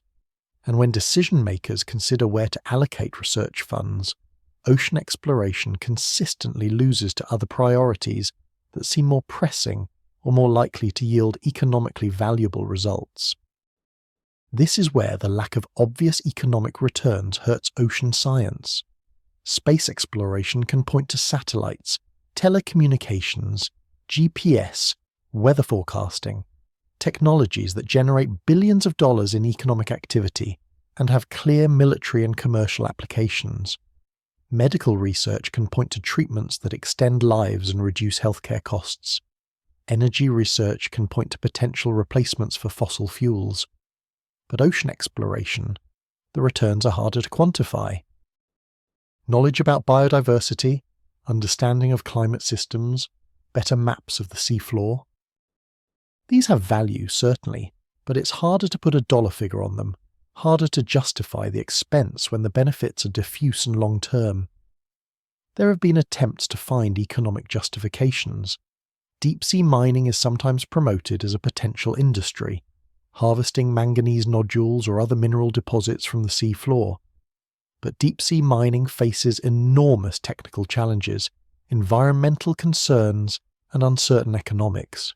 It might never be profitable, and even if it is. And the profits would likely go to private companies while governments bear the costs of the exploration and research that makes mining possible. That's not a funding model that generates political enthusiasm. Pharmaceutical companies have shown some interest in deep-sea organisms because extreme environments often produce unusual biochemistry, and unusual biochemistry sometimes leads to novel drugs. But this is speculative, requires years of research before any commercial applications emerge, and hasn't generated enough success stories to drive significant investment. The ocean might contain biochemical treasures, but finding them is expensive and uncertain, and pharmaceutical companies have cheaper, more reliable sources of novel compounds.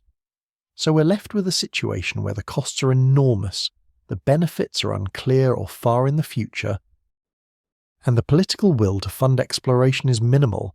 This isn't likely to change unless either the costs decrease dramatically, which requires technological breakthroughs we can't guarantee will happen, or the perceived benefits increase dramatically, which requires either spectacular discoveries that capture public imagination or practical applications that generate economic value. And until one or both of those things occur, the ocean will remain underfunded, underexplored, known only in fragments collected by researchers working within adequate budgets, and hoping that each dive, each sample, each data point contributes to an understanding that someday might be comprehensive but for now remains frustratingly incomplete. The economics are simply working against us, creating a situation where knowledge remains unattainable, not because it's impossible to acquire, but because we've collectively decided it's not worth the price. In recent years, a few wealthy individuals have decided to fund ocean exploration privately, using their personal fortunes to build submersibles and conduct dives that governments and institutions haven't funded. James Cameron, the filmmaker, famously descended to the Challenger Deep in 2012 in a submersible called Deep Sea Challenger.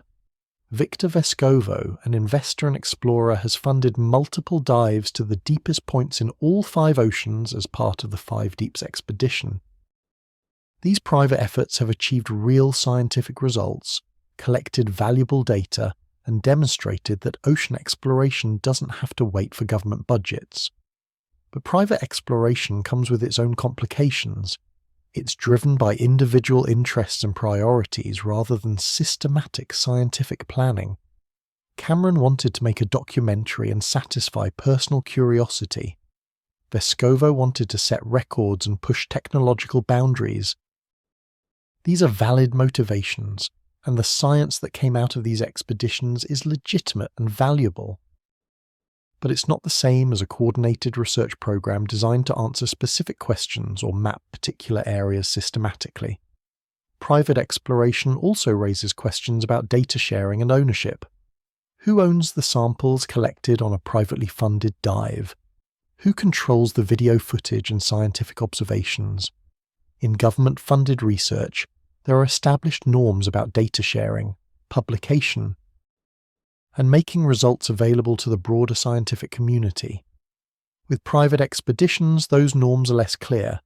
Some private explorers are generous with data, working with scientists and sharing their findings openly. Others treat their discoveries as proprietary, as personal achievements or potential commercial assets. This fragmentation of knowledge, some public, some private, some shared freely, some locked away, makes it harder to build comprehensive understanding. There's also the question of equity and access. If ocean exploration becomes primarily privately funded, it becomes subject to the whims and interests of the wealthy few who can afford it. Areas that capture their imagination get explored, areas that don't remain unstudied. This isn't necessarily worse than government funding, which is also subject to political priorities and can be just as arbitrary. But it's different, and it concentrates knowledge acquisition in the hands of people who may or may not share the broader scientific community's priorities. On the other hand, private funding brings advantages that government funding often lacks. It's more flexible, less subject to bureaucratic delays, able to move quickly when opportunities arise. It's not constrained by political cycles.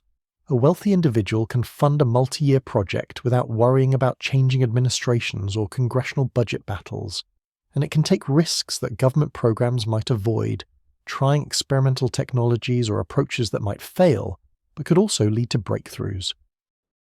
The ideal might be a hybrid model: government funding for systematic coordinated research programs, supplemented by private funding for ambitious individual projects and experimental approaches. This would combine the stability and public accountability of government science with the flexibility and risk-taking of private initiative. We're seeing hints of this model emerging: private submersibles sharing their findings with academic institutions, government agencies using data from private expeditions, collaborative projects that blend funding sources. But it's still nascent, still developing, still uncertain whether it will become a sustainable approach to ocean exploration.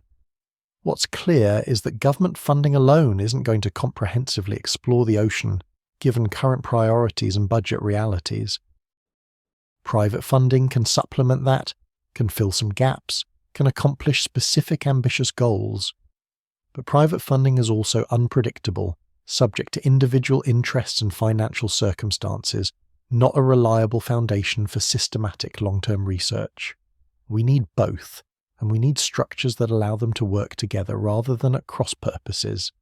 And maybe we need to expand our thinking about what counts as ocean exploration. Not every dive needs to be to the deepest points. Not every discovery requires million-dollar equipment. There are ways to democratize ocean science, to involve more people and institutions in exploration and research. Cheaper sensors, better remote technologies, citizen science programs that allow people to contribute to data collection and analysis. All of these could make ocean exploration more accessible, more distributed, less dependent on massive funding from governments or billionaires. The ocean doesn't belong to any one person or nation. It's a global commons, and understanding it should be a global effort, something that involves people across countries and economic classes and backgrounds. Whether that vision can be realized, whether we can move from scattered individual efforts to truly coordinated global ocean science, remains one of the unanswered questions about our relationship with the part of Earth we still barely know. There's another layer to why the ocean remains unexplored, one that's rarely discussed openly: military interest in keeping the ocean poorly mapped and poorly understood. Navies have always depended on the ocean for strategic advantage, and in the modern era, submarines represent crucial components of nuclear deterrence and military power. Knowing the ocean floor in detail is a military asset. Keeping others from knowing it is also a military asset. And this creates a tension between open scientific exploration and classified military operations. Submarines, particularly ballistic missile submarines that carry nuclear weapons, depend on stealth. They hide in the ocean depths, moving quietly, avoiding detection, maintaining the ability to launch a retaliatory strike if their country is attacked.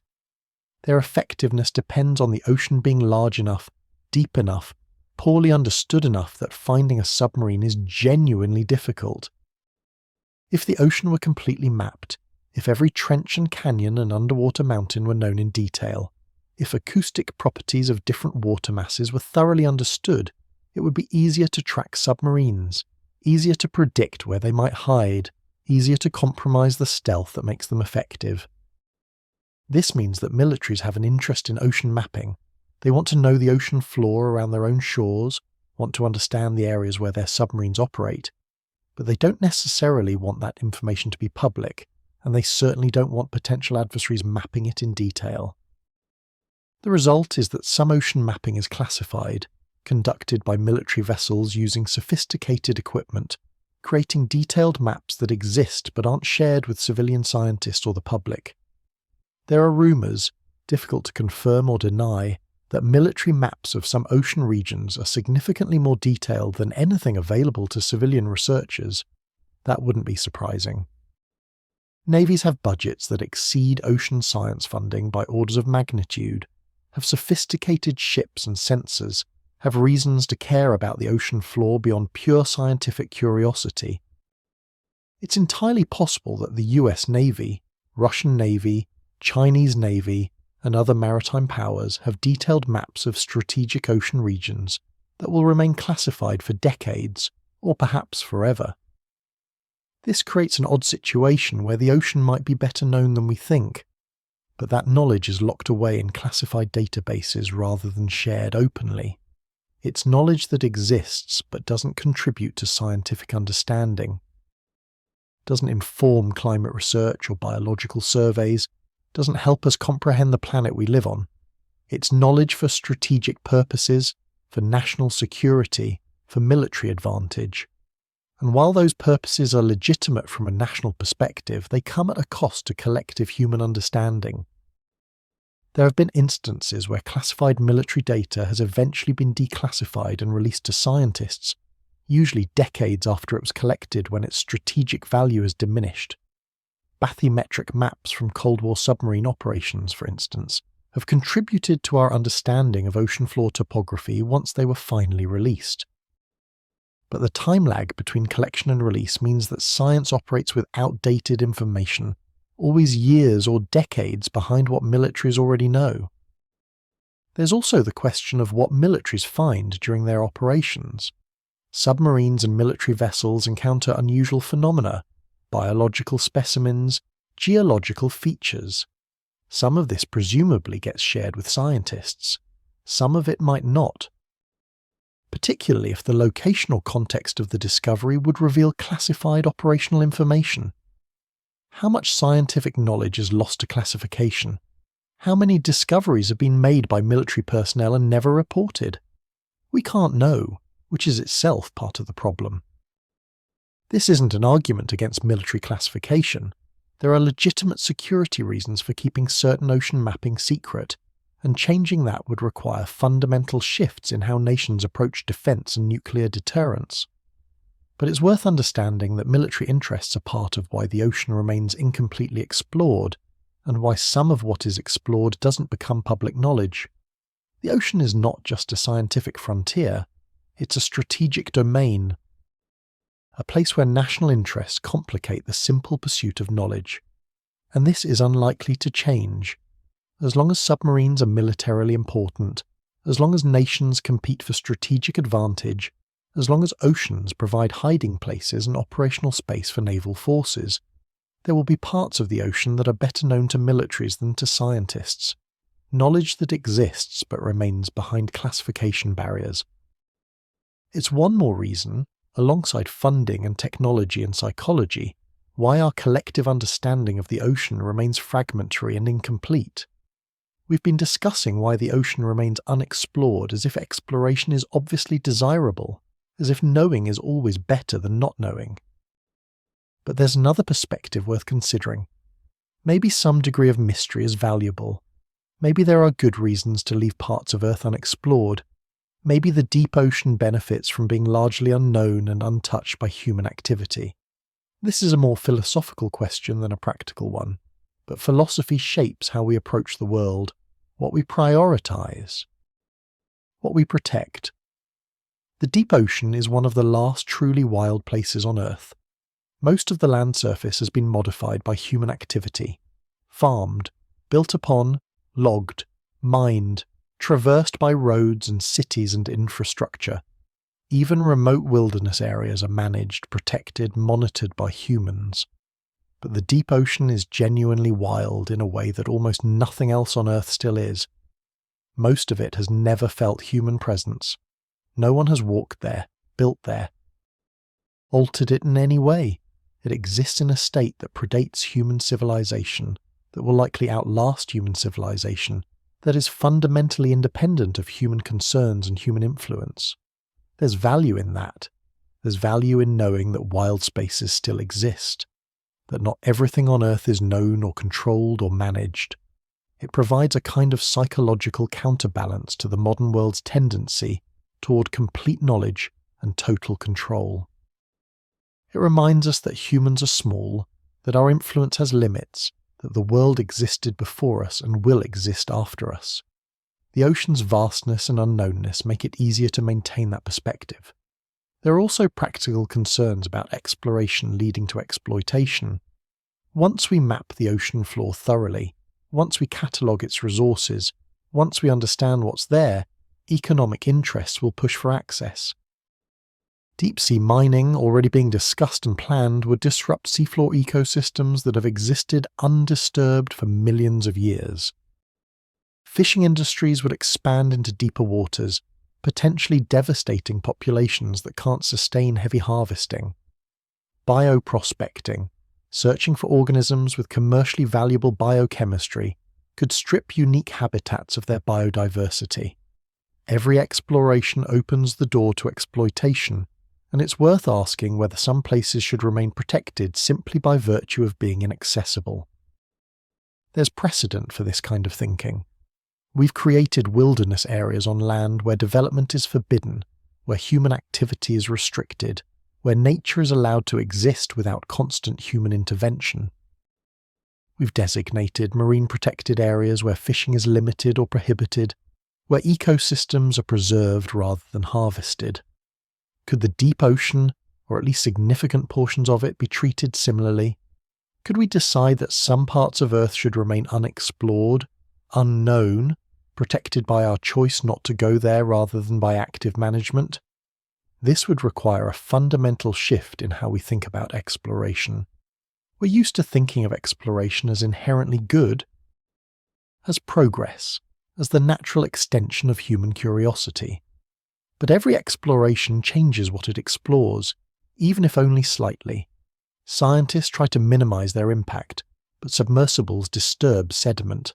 Lights affect behavior of organisms adapted to darkness. Samples collected are organisms removed from ecosystems. At small scales, these impacts are negligible. But if ocean exploration were to increase 100-fold or 1,000-fold, if the deep ocean became as heavily trafficked as some terrestrial research sites, the cumulative impacts could be significant. This doesn't mean we shouldn't explore at all. Knowledge has value. Understanding the ocean helps us understand climate, helps us predict environmental changes, helps us appreciate the diversity and complexity of life on Earth. But it might mean we should explore thoughtfully, selectively, with clear purposes and careful consideration of impacts. It might mean accepting that we won't know everything, can't know everything, and that some degree of mystery is not a problem to be solved, but a feature to be preserved. And there's something beautiful about that, isn't there? About living on a planet that still holds secrets, that still has places humans haven't seen, that maintains its own existence independent of our knowledge or approval. The ocean doesn't need us to know it. It doesn't need us to map it or study it or understand it. It exists perfectly well in its own darkness and mystery, supporting ecosystems and circulating water, and being itself regardless of whether we ever figure out exactly what it is. Maybe that's enough. Maybe that's valuable in itself. Maybe the question isn't just why we haven't explored the ocean, but whether we should, and if we do, how much, and for what purposes, and with what safeguards to ensure that exploration doesn't become just another form of consumption, another way of bringing wild things under human control. These aren't questions with clear answers. They're tensions to navigate, values to balance, decisions that each generation will have to make based on its own priorities and circumstances. But they're worth thinking about, worth letting settle into your mind as you consider our relationship with the unknown parts of our own planet, with the places that remain beyond our reach and perhaps should stay there. We live in an era that's deeply uncomfortable with mystery, with not knowing, with questions that lack immediate answers. We have search engines that can answer almost any factual question in seconds. We have satellite imagery that shows us any location on Earth's surface. We have sensors and databases and AI systems that turn uncertainty into data, mystery into information, questions into answers at unprecedented speed and scale. And this has changed something fundamental about how we relate to the unknown. Historically, humans lived surrounded by mystery. Most people couldn't read, didn't travel far from home, knew the world primarily through direct experience and stories. The ocean was mysterious because it was inaccessible, but so were distant lands, other cultures, the mechanisms of disease, the weather, the stars, nearly everything beyond immediate sensory experience. Mystery was normal, expected, part of the basic condition of being human, and people developed ways of being comfortable with it, religions and philosophies and stories that gave meaning to the unknown without requiring complete understanding. That's changed perhaps within just the last few generations. We expect to know things now. When questions arise, we expect answers to be available, findable, confirmable within minutes or hours. And when answers aren't available, when mysteries persist, we often react with frustration rather than acceptance. We feel like we should know, like the information should exist somewhere, like someone should have figured it out by now. The comfort with mystery that characterized most of human history has largely evaporated, replaced by an expectation of accessible knowledge. The deep ocean stands as one of the last holdouts against this trend. It's genuinely mysterious in the old sense. Unknown not because information hasn't been organized properly, or because the right search hasn't been conducted, but because the knowledge literally doesn't exist yet. No one knows what covers most of the ocean floor because no one has looked. No database contains the answer. No expert can tell you definitively what species live at specific coordinates in the abyssal plains, because those coordinates have never been visited. The ocean maintains its mystery not through deliberate secrecy, but through simple inaccessibility. And there's something valuable about that. Something important about maintaining contact with genuine mystery in a world that increasingly treats all questions as solvable and all unknowns as temporary. Living with mystery teaches intellectual humility. reminds us that human knowledge, for all its expansion, remains limited and partial. It creates space for wonder, for imagination, for the recognition that reality is larger and stranger than our current understanding encompasses. Children naturally feel this wonder. They ask endless questions, many of which don't have easy answers, and they're often content with responses like, "We don't know yet," or "That's a mystery." Somewhere in the process of education and maturation, many people lose that contentment, replace it with an insistence on answers, on certainty, on knowledge. But the ocean, in its vastness and unknownness, invites us back toward that childhood state of comfortable curiosity, of being okay with not knowing while still being interested in finding out. This doesn't mean we shouldn't seek knowledge.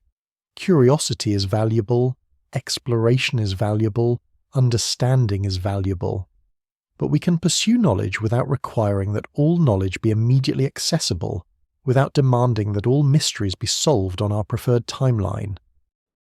We can let some questions remain open, some places remain unexplored, some mysteries persist, and we can be okay with that, can find it enriching rather than frustrating, can appreciate the ocean's darkness not as a failure of human achievement, but as a reminder that the world is large and we are small and there's something beautiful in that disproportion. The ocean will outlast our current age of information.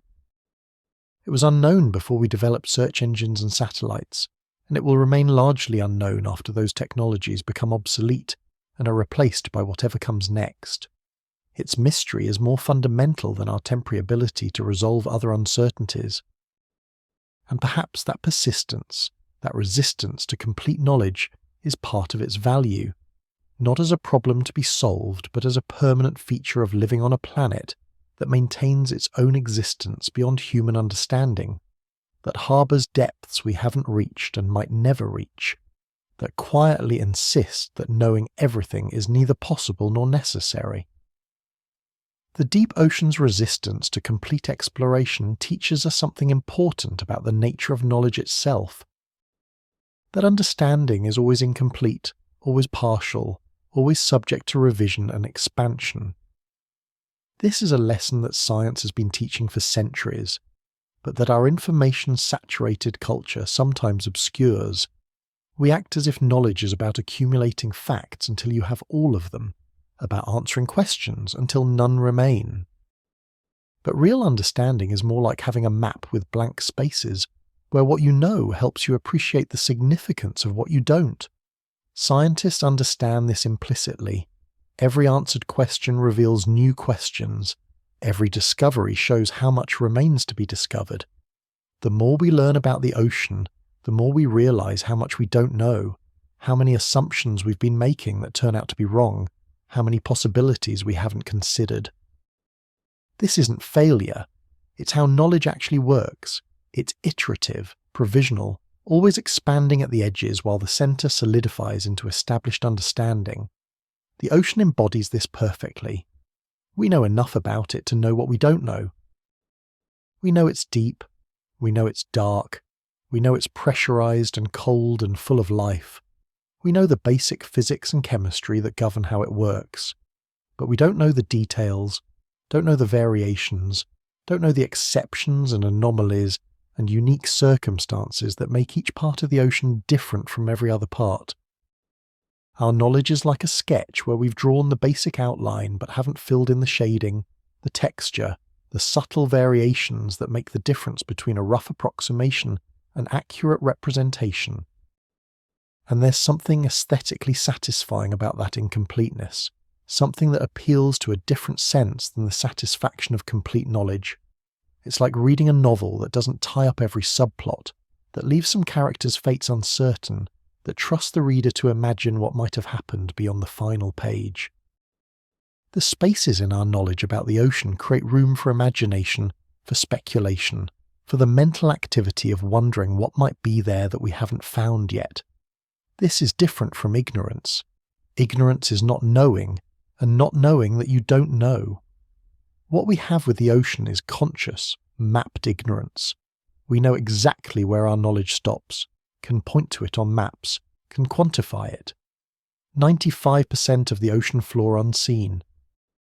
Thousands of species estimated to exist but not yet discovered. Vast regions where no measurements have been taken, no samples collected, no human or robot has ever visited. This known unknowing has its own integrity, its own value. It also keeps us humble, which is increasingly important in an age where technology and information can create illusions of mastery and control.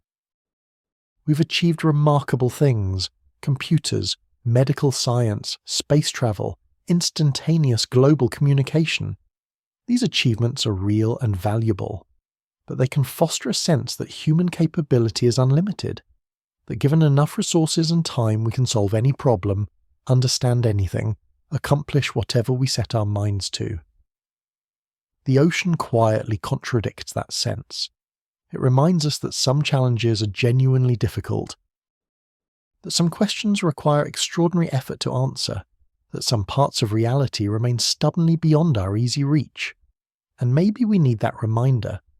Maybe it's good for human civilization to have frontiers that resist us, that don't yield to the first or second or 20th attempt to explore them, that demand we acknowledge our limitations even as we work to expand them. The ocean doesn't care about human ambition. It doesn't care if we've landed robots on Mars or photographed distant galaxies. It maintains its pressure and its darkness and its unknownness regardless of what we've achieved elsewhere. And that indifference, that resistance, might be one of its most valuable qualities. There's a certain kind of maturity in accepting incompleteness, in being okay with partial understanding, in recognizing that the map will always have blank spaces and that's fine. It's the maturity of living in a complex world without requiring that all complexity be resolved, of being curious without demanding that all curiosity be satisfied immediately, of appreciating mystery as a permanent feature of existence rather than a temporary gap waiting to be filled. The ocean invites that maturity. It asks us to be okay with not knowing what lives in the depths, what processes are occurring at specific locations, what the seafloor looks like in regions we've never visited. And in accepting that invitation, in making peace with the ocean's unknownness, we might become more comfortable with other forms of uncertainty and incompleteness in our lives, better able to hold questions without demanding immediate answers, more patient with the slow accumulation of understanding that characterizes genuine wisdom rather than mere information acquisition. When we think about ocean exploration in the context of future generations, we're really asking, what do we want to leave for them? Do we want to leave a completely explored ocean, every meter mapped and catalogued and understood? Or do we want to leave them the opportunity to make their own discoveries, to experience the excitement of seeing something no one has ever seen, to have their own relationship with the unknown parts of Earth? This question doesn't apply to most terrestrial exploration, because we've already explored most of the land surface. Future generations won't get to be the first humans to see the Grand Canyon, or climb Mount Everest, or traverse the Amazon. Those experiences belong to the past. But the ocean still offers that possibility. There are seamounts that no one has visited, trenches that no one has descended into, regions of the abyssal plains that no one has mapped. These are genuinely undiscovered places, not just unexplored by a particular person, but unexplored by anyone. And every year that we don't explore them is a year that keeps that possibility alive for future scientists and explorers. There's an argument that we should preserve this opportunity deliberately, that we should leave significant portions of the ocean unexplored, not because we can't explore them, but because future generations might value the chance to do so themselves. Just as we preserve wilderness areas on land, we could preserve unmapped areas of ocean. Regions designated to remain unknown until some future time when different people with different technologies and different priorities decide what to do with them. This would be unusual. Most of human history has been about exploring as much as possible as quickly as possible, bringing all of Earth under human knowledge and control as rapidly as our capabilities allow. But that approach assumes knowledge has no cost, that exploration has no downside, that knowing is always better than not knowing. And we're starting to recognize that those assumptions aren't always true, that sometimes preservation is more valuable than exploitation, that sometimes mystery is worth protecting. If we did decide to preserve ocean mysteries for future generations, what would that look like practically? It might mean designating certain regions as off-limits to exploration, except under carefully controlled circumstances. It might mean limiting the number of dives in particular areas, ensuring that each generation has unmapped regions to discover. It might mean developing international agreements that treat deep ocean exploration as something requiring global consensus, rather than being subject to whoever has the resources and motivation to go there. These ideas might seem unrealistic given current attitudes toward exploration and resource use. But attitudes change.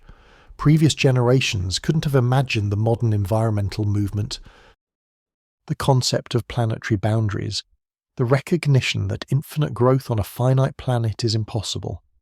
Perhaps future generations will develop a similar recognition about knowledge and exploration, that infinite knowing might not be desirable, that preserving some unknowns has value, that mystery itself is worth protecting as carefully as we protect endangered species or pristine ecosystems. Or maybe the opposite will happen. Maybe future technology will make ocean exploration so easy and cheap that comprehensive mapping becomes inevitable, regardless of whether anyone thinks it's a good idea. Maybe the ocean's mystery won't survive another century or two of technological development. Maybe our descendants will look back at our time and find it quaint that we worried about preserving unknowns when complete knowledge was clearly superior. I don't know which future we're heading toward, which attitude will prevail. What choices current and future generations will make about the ocean and its mysteries. But I do know that those choices aren't predetermined, aren't inevitable, aren't outside our control. We get to decide, collectively, what relationship we want to have with the unknown parts of our planet. We get to decide whether preserving mystery matters, whether future generations should inherit opportunities for discovery, whether some questions are better left unanswered, at least for now. These aren't just practical questions about budgets and technologies. They're philosophical questions about what we value, what we want the future to look like, what kind of planet we want to pass on to those who come after us. And thinking about them carefully, thoughtfully, with genuine consideration of multiple perspectives and long-term consequences might be one of the most important conversations we can have about ocean exploration and its meaning. There's an interesting way in which the unexplored ocean functions as a mirror, reflecting back to us our priorities, our fears, our assumptions about what matters. The fact that we've chosen to explore space more thoroughly than our own ocean floor tells us something about human civilization, about what captures our imagination and our resources, about what we consider important enough to pursue despite difficulty and expense. We look up more than we look down. This is literally true. Humans instinctively look up at the sky more than we look down at the ground, especially when we're thinking about exploration or the future. The sky is where planes fly, where rockets launch, where the sun and moon and stars exist. It's associated with freedom, with transcendence, with escape from earthly limitations. Down is where we bury things, where gravity pulls, where foundations and basements and graves exist. The directionality carries emotional weight, and that weight influences how we think about exploration. Space exploration feels aspirational in a way that ocean exploration doesn't. It's about going somewhere new, somewhere humans haven't been, somewhere that represents expansion rather than return to origins. The ocean, deep as it is still part of Earth, still part of the planet we evolved on. It's not new territory in the way that Mars or the Moon are new. It's unclaimed territory, unexplored territory, but it's not elsewhere. And there's something about human psychology that's drawn more powerfully to elsewhere than to here but hidden. This preference for looking up rather than down, for elsewhere rather than here, reveals assumptions about progress and value. We assume that progress means moving outward, expanding into new spaces, establishing presence in new environments. We assume that value lies in what's distant rather than what's close, in what requires extraordinary effort rather than what's technically achievable, but mundane. The ocean is close, it's here, it's part of everyday Earth, even if most of it remains unseen. And somehow that makes it seem less worthy of attention than distant planets we'll probably never visit in person. Our ignorance about the ocean also reflects practical priorities.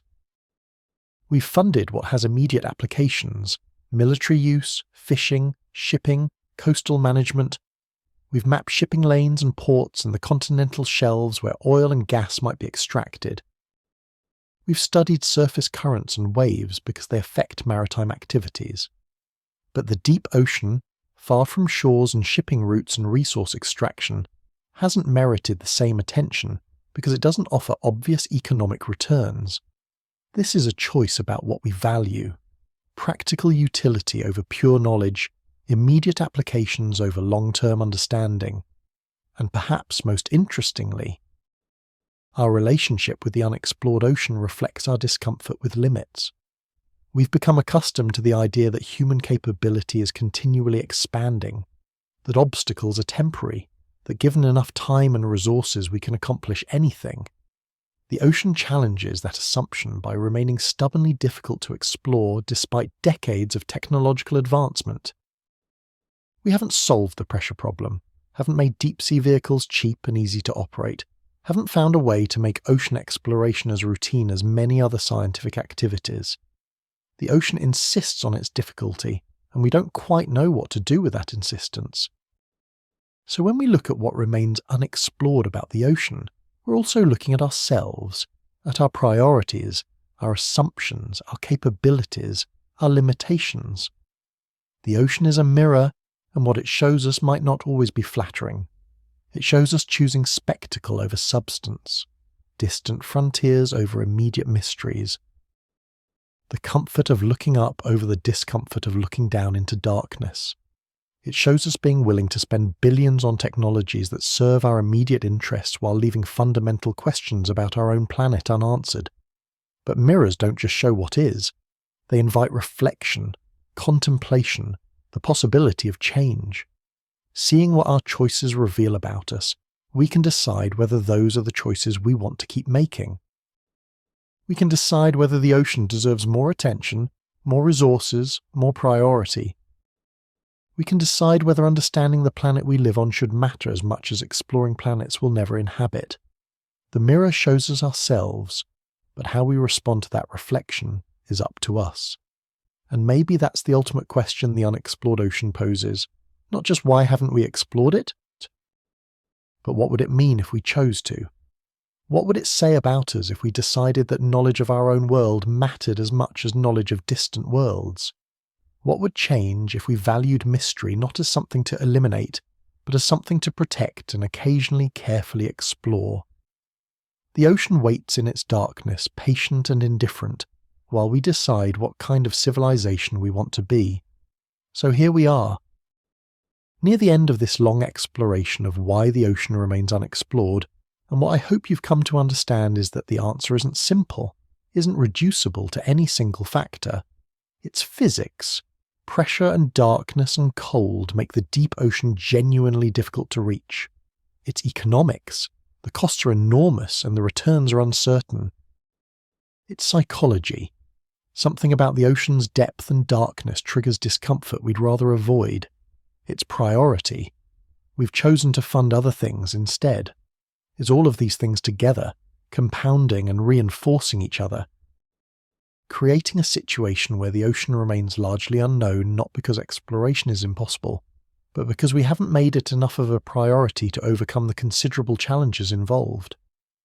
But understanding why the ocean remains unexplored leads to a different question, a more personal one. How do we feel about that? Are we comfortable living on a planet where most of its surface remains unknown? Or does that ignorance bother us, create a sense of incompleteness, suggest a failing on our part? I think the answer depends on how we frame the question. If we frame ocean exploration as a measure of human achievement, as something we should have accomplished by now, then yes, it probably feels like a failure. We went to the moon in the 1960s, We've sent robots to Mars and beyond. We've achieved remarkable things in space. Why haven't we done the same for the ocean? From that perspective, the unexplored ocean is embarrassing, a gap in our collective accomplishment. But there's another way to frame it, one that might be more productive and more peaceful. The ocean's unknownness isn't a failure. It's a feature of living on a large, complex planet that doesn't care about human timelines or human priorities.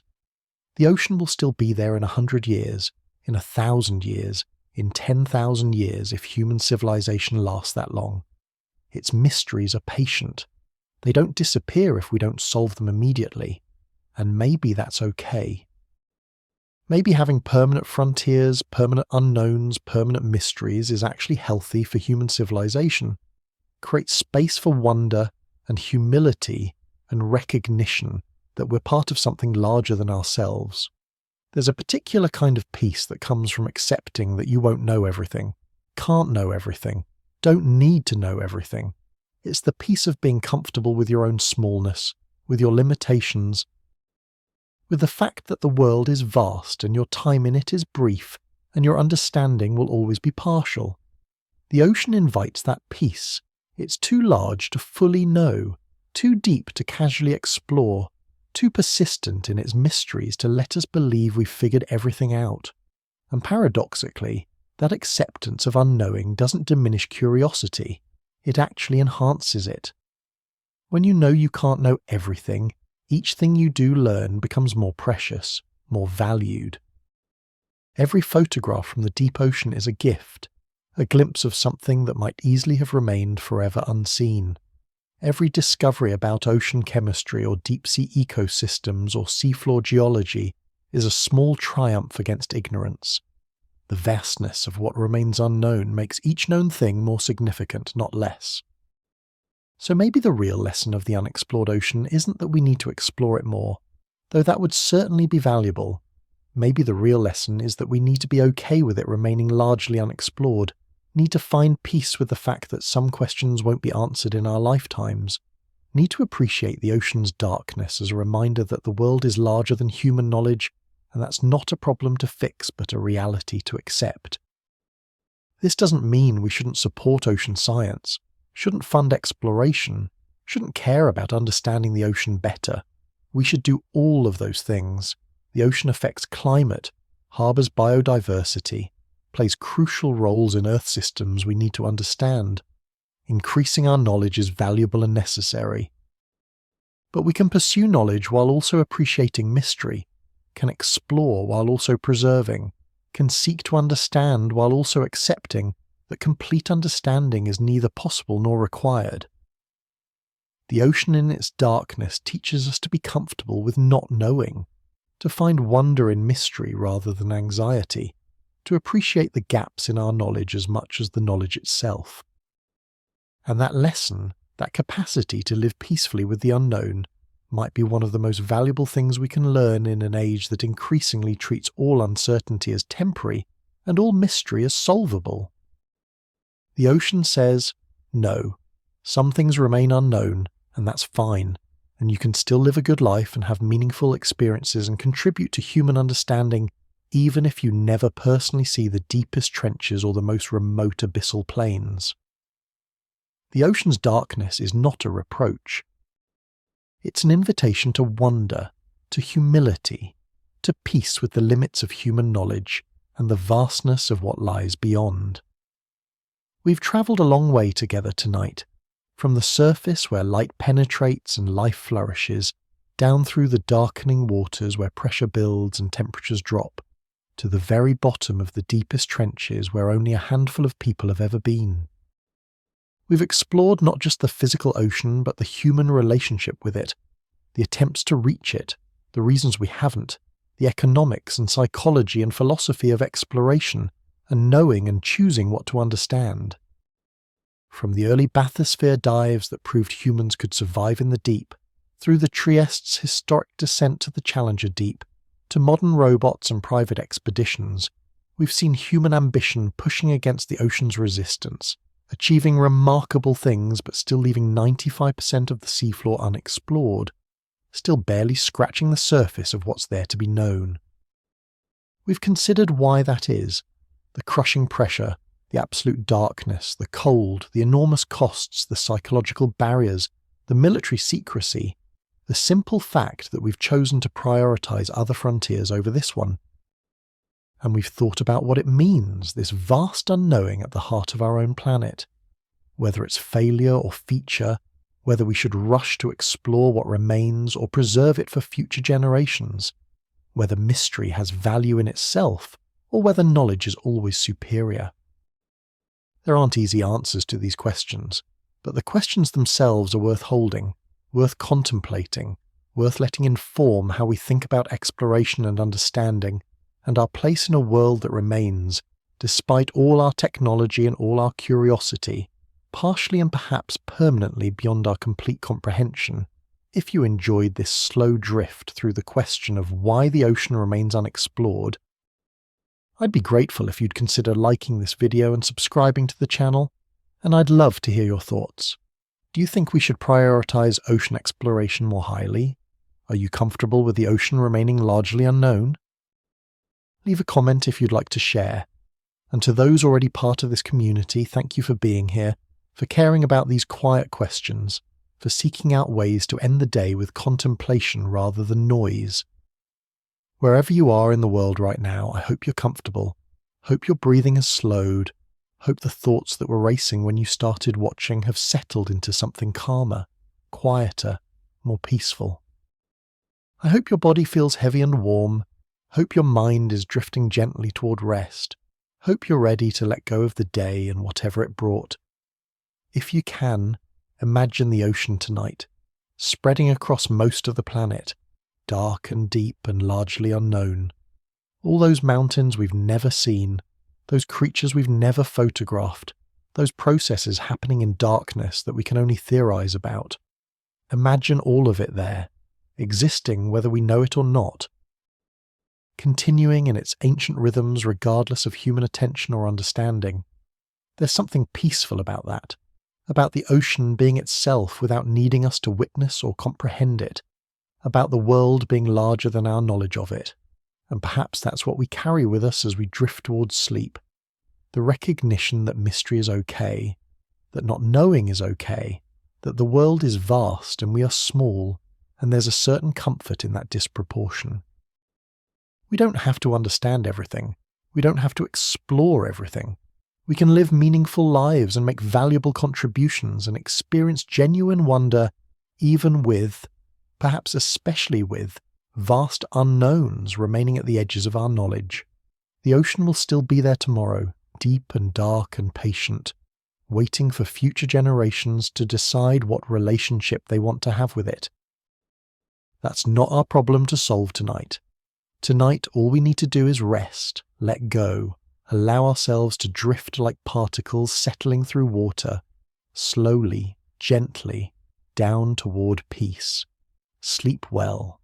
Dream of dark water and the creatures that move through it, of mysteries that remain mysteries, of a world that's larger and stranger and more wonderful than we'll ever fully understand. Good night.